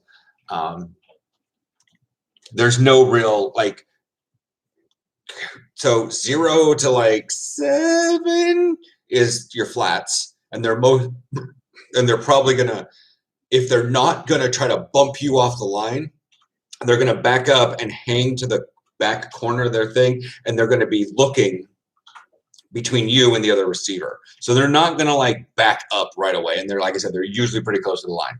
If they're deeper than that, they know it's cover 3 and they know they're not fast. The closer they are to you, the faster they think they are.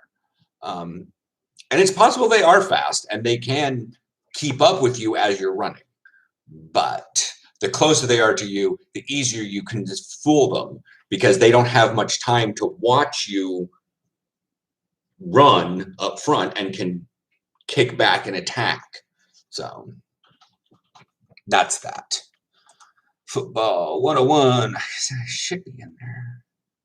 It was like one of the, I covered the box, and I think I covered, show more. No, not my liked videos. Back. What are you doing? Please stop. YouTube's freezing. Nope. I think they have coverages in Madden Mobile, so if you play that long enough, you'll understand. Yeah, they do. I don't like...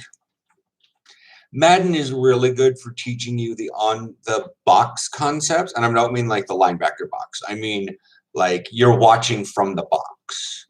It doesn't actually teach you a lot of the grit of the game. But then again, 10% physical, 90% mental. There's the football 101. Defense positions, offense positions, boxing gaps, offensive notation, defensive coverage areas. There it is. It's in the playlist. It's 1, 2, 3, 4. Defensive coverage areas. I tried to go offense, defense, offense, defense. So there's a defense coverage areas and then defense coverage zone names. And this also qualifies for like outside linebackers if they tell you the hook to curl or the curl to force or something like that. So, but those 2 videos will definitely cover the levels and what things are. I don't go too deep into it because there's also split field concepts, and that's like having cover 2 on one side, cover 3 on the other, and coach is like, we're gonna do cover 5. And you're like, huh?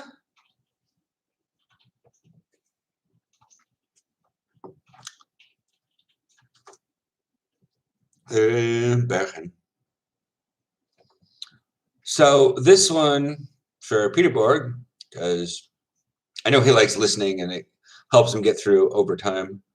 It's where are you from? I think you're from Belgium. Cool and donker bevaren. Yeah, I know. Keep it cold and in a dark place. 1121. Nice. Brabantse gemeente. Aha. Grimbergen. Ten noorden van Brussel. It's Belgium.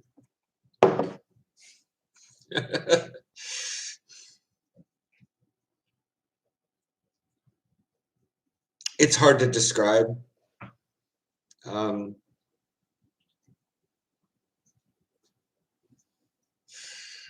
It's really hard to describe beer. It's oh, Gabriel, that's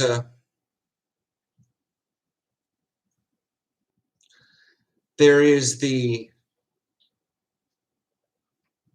go back in time and change my life desire, which is not feasible. And then there's the what am I going to do at the ripe old age I'm at, and how would I get to that? The first one is, depending on how the multiverse is set up, I would do stuff like that. I would also do various other things because there's a lot of scientific inquiry I have about choices in my life. The look on Aaron's face. Yeah. Second, can I do it now? No. A lot of the NFL pulls out of NCAA. And I spent a lot of time actually learning stuff in college. And the way the NCAA works, my eligibility is basically used up. Plus, it can be argued by the NCAA, the rules for college, that I have made money off my image as an athlete. So I've had paid sponsorships. I mean, that in and of itself is a thing. I'm using my Zenith helmet. So that disqualifies me from playing in college. Can I go and try out for the NFL at a combine? Probably. I have to go back to the States. Do they hold them here in Europe? Yeah, but I think they have an age cap of like 19, and I'm 20 years over that. So I'm old. So that's kind of not going to be in the NFL. Two, I'm not going in the path to the NFL because I kind of did things in my past that were different and kind of screwed up some things in the long run, and the rules for the NCAA. So the NFL is effectively null and void. If an NFL team could invite me and put me on their practice squad, they have the full-on right to do that. They are a private company and can do that. But the likelihood of that actually happening and being an honest-to-God real linebacker in the NFL, very slim and much more of a PR stunt. Back to the chat.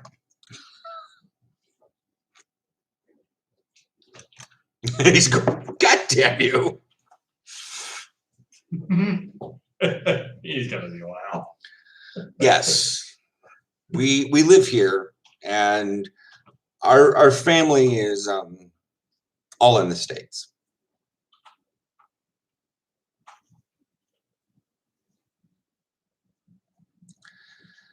Yeah, there's a difference. I know. The problem is when I say, like, yes, experience, because I've got stories. I've got those times when I'm like, people on the team here in Hilversum at camp, and they're just like, someone's like, I can't, like, I forget what it was. I think it was something Felix said. He had to go work a side job to work for, when he was still playing football for the Hurricanes to pay his contribution. And I was like, I'm sitting there. I've already had like a couple beers, and I just sort of space off and look at the ceiling and go, yeah, I did a couple porn videos so I could pay my football thing. And then like half the guys at the bar just went, huh? I'm like, yeah. Oh, shit. So, yeah. I have stories. There's also the story of I don't have a gallbladder. Friend got drafted in the NFL drafted last year in the NFL. It's the funniest thing that happened in a game that I played. That you played.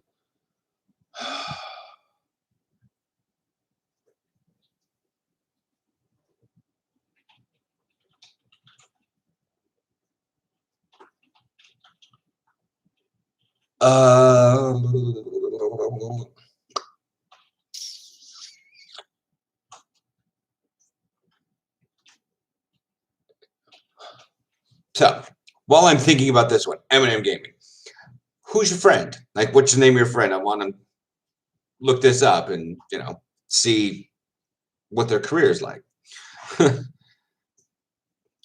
So, funniest thing that happened. I'm trying to go through all of them because I have that weird autistic brain that's like catalog everything.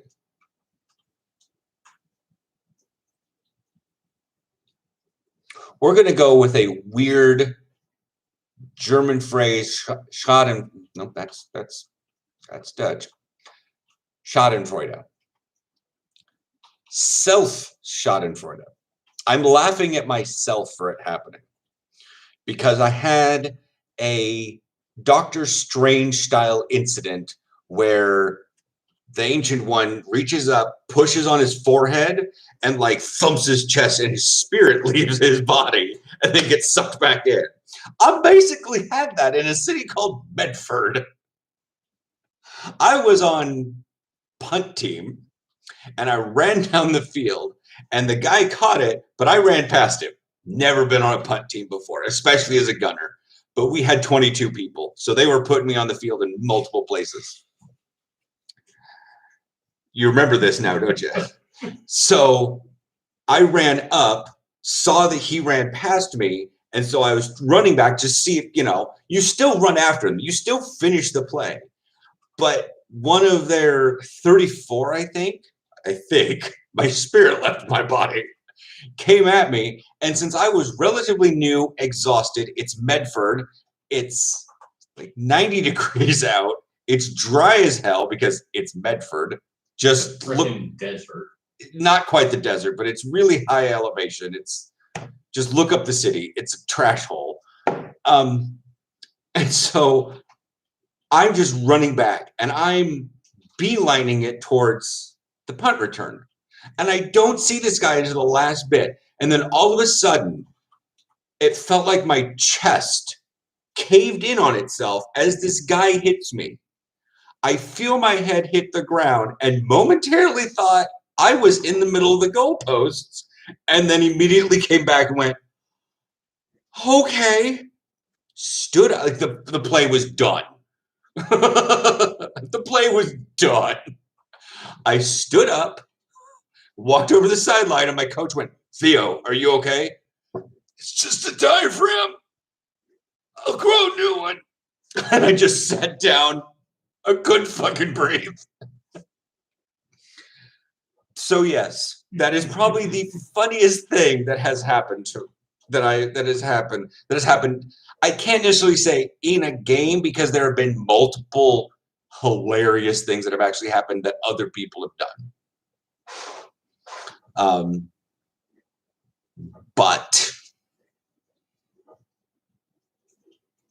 that's the one that I remember most vividly, is having an out-of-body experience from getting fucking checked on the field.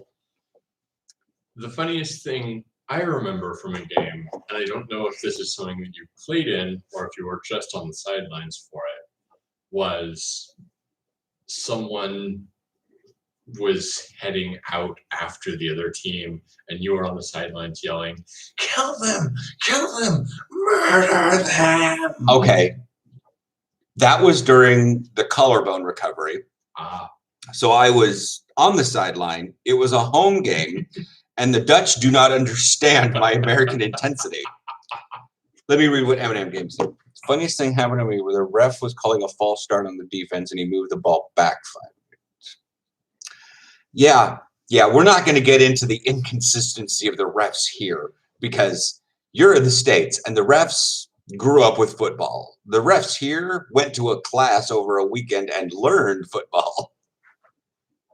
They know how to referee probably football and hockey, and if they want to go after the special ed kids, korfball, but not really. Maybe rugby from time to time.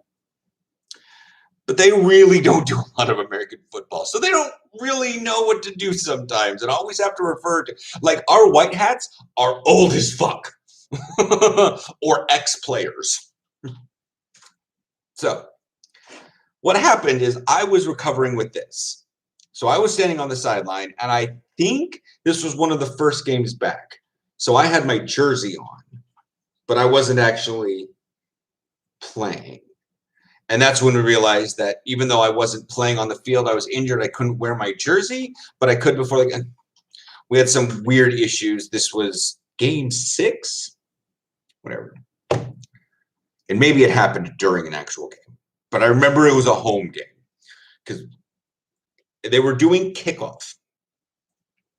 And it was Leiden. Crusaders.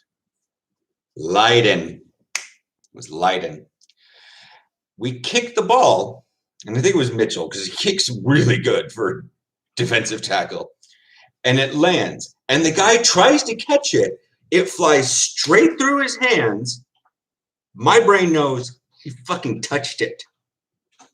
And I see Max, all 5 foot nothing, running really fast. And I see Tyler, and I see Remy, our little French guy, little Frenchie, running really fast. Kevin and Thomas are on the other side. They're running, and I scream, "Kill him! Fucking kill him!" And he's like scrambling for the ball as a kick returner does. And our guys are running full bore, and I'm yelling murder. And the ref nearly flags me because I am being overtly intense and like being rude to the players. And Marcus, German head coach, says, "Try not to scream that." I was screaming it at the top of my lungs so that 10 guys could hear me, and I wanted this dude's soul to leave his body and fly into the Slocha and come wandering back like one of those drowned sim ghosts.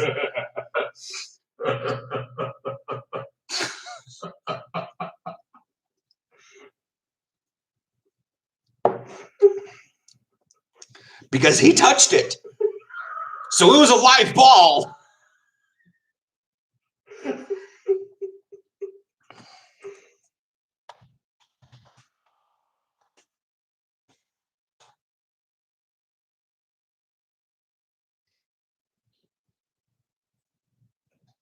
Cornerback for the Chicago Bears. Played college at Utah. Oh, is that the... Oops, chat's on a different window. Jalen. I have Jaylon Johnson. He's a cornerback for the Chicago Bears. He's 21 years old from Fresno, California. Pardon me. Yep. Number 33.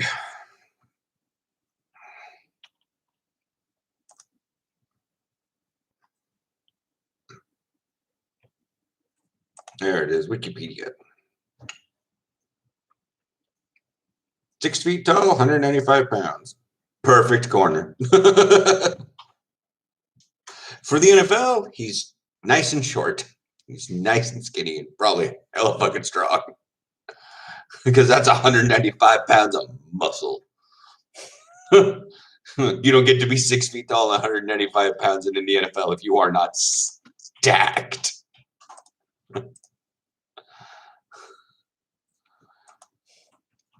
Thankfully, Google was like, "Do you mean?" So, yeah.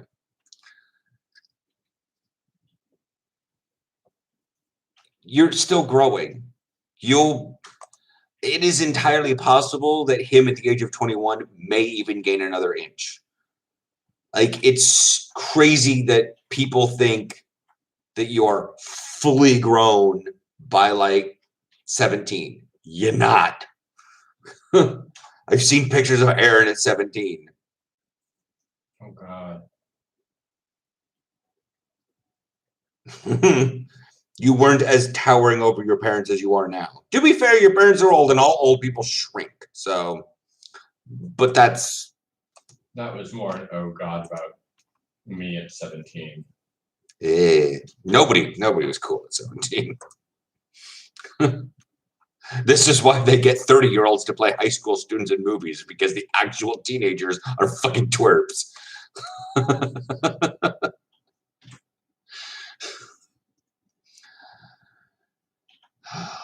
Played in the U.S. Army All-American Bowl, committed to the University of Utah, played college football, also played basketball in high school.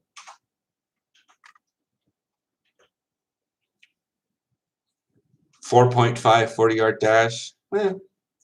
He's mainly backing up, so that's, I mean, as a corner, if he's not playing press, he doesn't really need to worry about a 40-yard dash time. It's his change of direction. The 3-cone drill is, and yeah, the 20-yard shuttle and the 3-cone drill is more what corners are probably held to a standard are than the 40-yard dash. Like, I don't know why linebackers are held to a 40-yard dash. They should be held to the 20-yard shuttle and the 3-cone drill more than a 40-yard dash. But everyone bow down to the almighty 40-yard dash.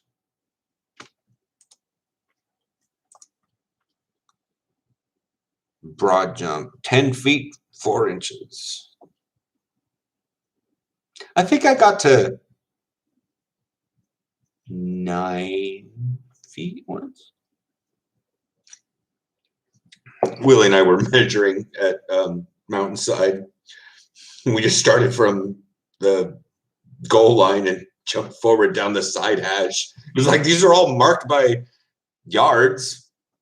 And I was like in between them somewhere. I mean, I wasn't all the way up to number 4, which would have been 12, but I was a little beyond number 3. So I was like over 9 feet.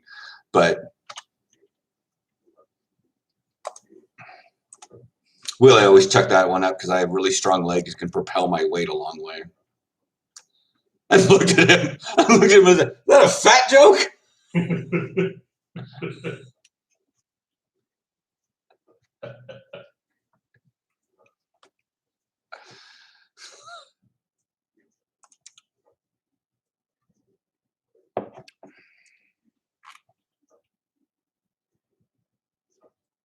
At least he's still with the Chicago Bears.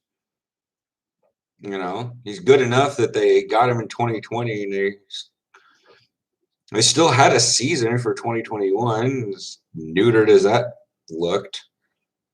And then they'll be back 2022. And he's still listed as active, so it's good. As long as he has a chance to prove himself, he can always be, especially as a corner, he could be that one guy. Nobody knew who Malcolm Butler was. Nobody. Like, obviously people knew of the name. They'd seen the roster of the Patriots, but like nobody really knew who he was until we got to see Marshawn Lynch cry.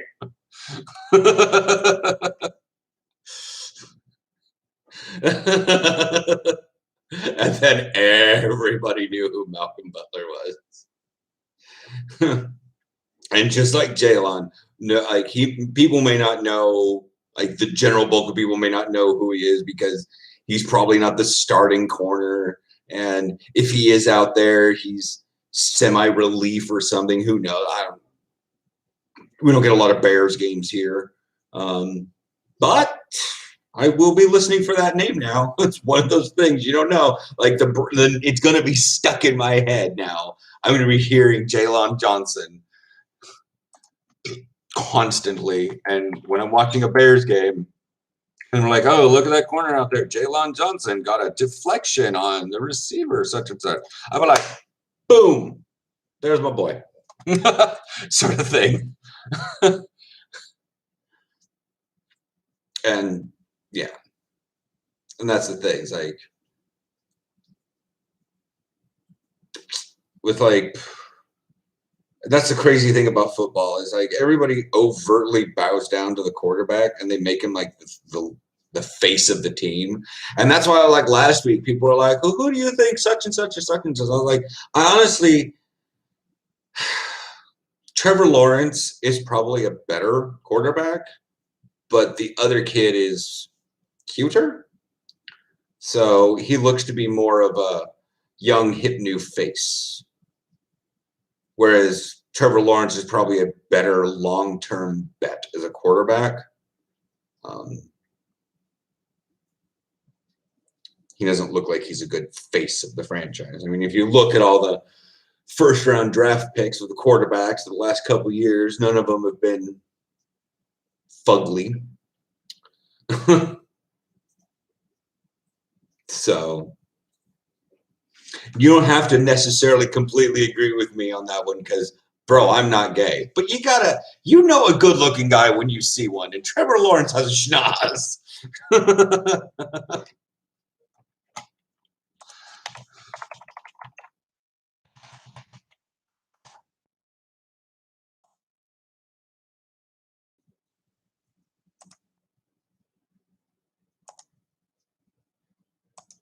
I mean, Aaron. Yep. Yeah. That's a nose. Yeah, he's just, again, you can have all the skills as a quarterback with barely any looks. And you have a long career in the NFL. Because, like, none of the really good looking ones last very long, you know? And so it's like, I mean, you got to look at, like, who are the ones that have lasted just an absolute sinful amount of time as a quarterback in the NFL? You've got Roethlisberger, who is basically a thumb. Brady, who I think has work done. Peyton Manning, who just had the ever-growing forehead because he already had a 6 head to begin with, and then his hair receded. God,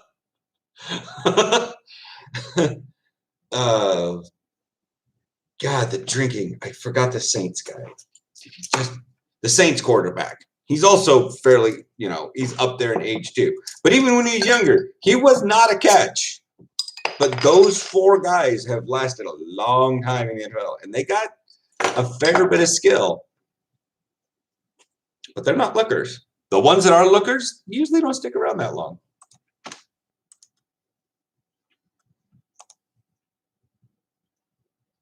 What are you doing? See?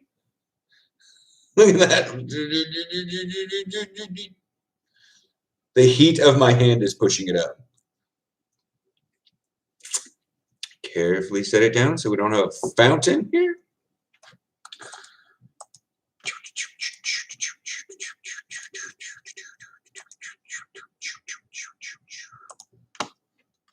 Holy shit.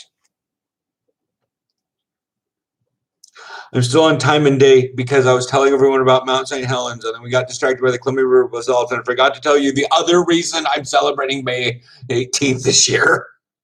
Because you were in the bathroom and they probably couldn't hear why the other one was.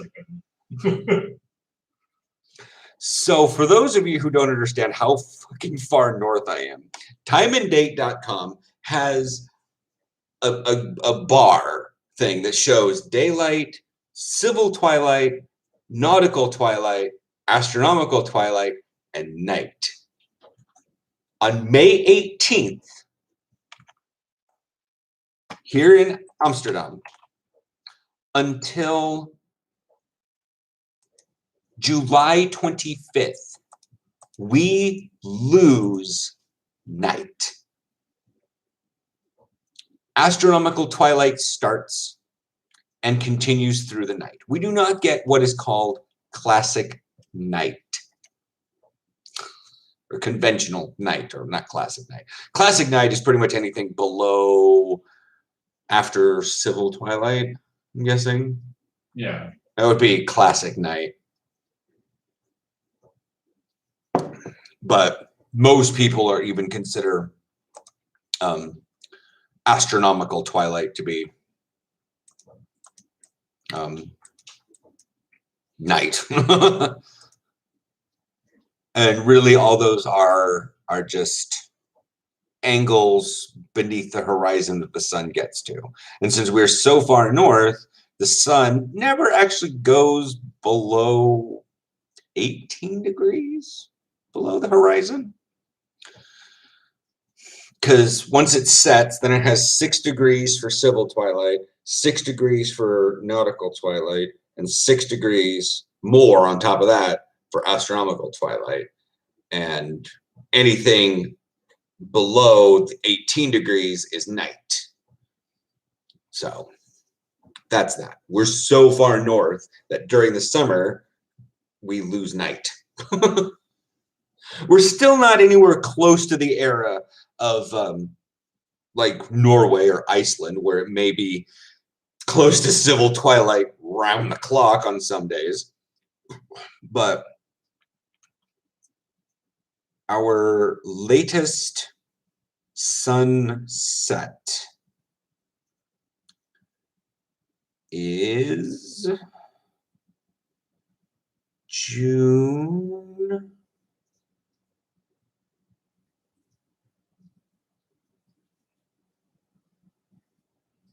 Probably around the actual summer solstice, June 24th, because that's when everything else starts peaking itself too.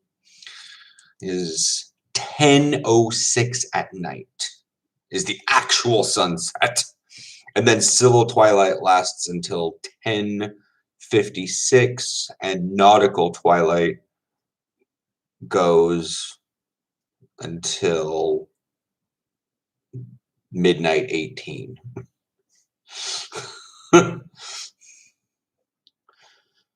Because there's 3 times on there, because what this thing shows is 3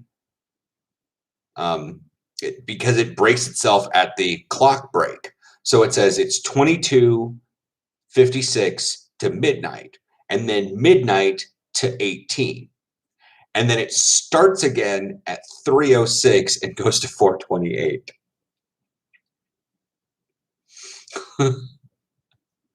So nautical twilight is still moves into the next day. Yeah, it's I noticed it really intensely when I was getting dropped off by Marcus, and I was at Joud or Rye. I think it was at Joud, and I looked northwest over Amsterdam, and I could see lowly lit sky on like in the distance. And I pulled out my phone. It was like 11:30 at night. And it was just crazy. I didn't actually, we were like super busy with stuff, but I'll show you guys again this year if you're interested, like super interested in that. Because we face northeast. So I should be able to somehow see what the sky looks like looking due north near the summer solstice. We were like still in the process of moving in June when that happened, so it was a bit awkward. But anyways,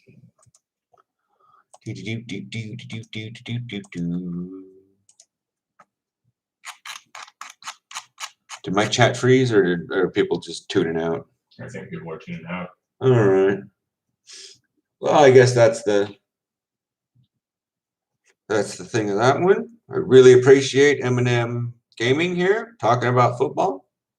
Really nice to meet other players, and Gabriel for giving linebacker advice. Again, tomorrow's video, so Monday morning for you,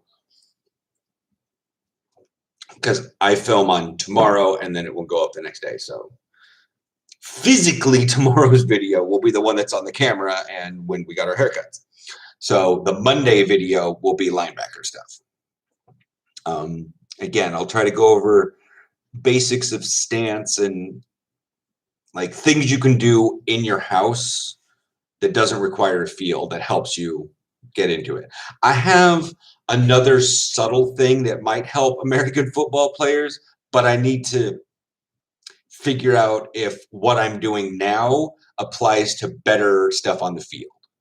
It's a 2-part thing. I need to gain skills in one area and see if they transfer over to the football field to come back and say, hey, this is something you guys may want to consider. I'm not saying do it, but you may want to consider something like this, because it's not just this very specific thing. You can do a couple of activities to provide the same, right? Oh, yeah. you can do a couple other things that help build that exact same thing. So, which is good for Brazil. Because the one thing that I would tell a lot of my German friends to do, you guys don't really have access to. You're tropical and don't have a lot of mountains nearby for skiing. Anyways, I will chat with you guys over the week. Comment on videos all you want. You see something stupid in the video, you see something cool in the video, just say, yay, hi. If you have a question that if I passed by a sign that you wanted to see, I'll try to remember what it is. I've most likely seen a sign a jabillion times. I can recall it in my memory. Like if I'm at Central and you guys, what is that sign? And I'm like, that just talks about chips. Plant-based chips. Versus those meat-based chips. You mean pork rinds? Good night, everybody.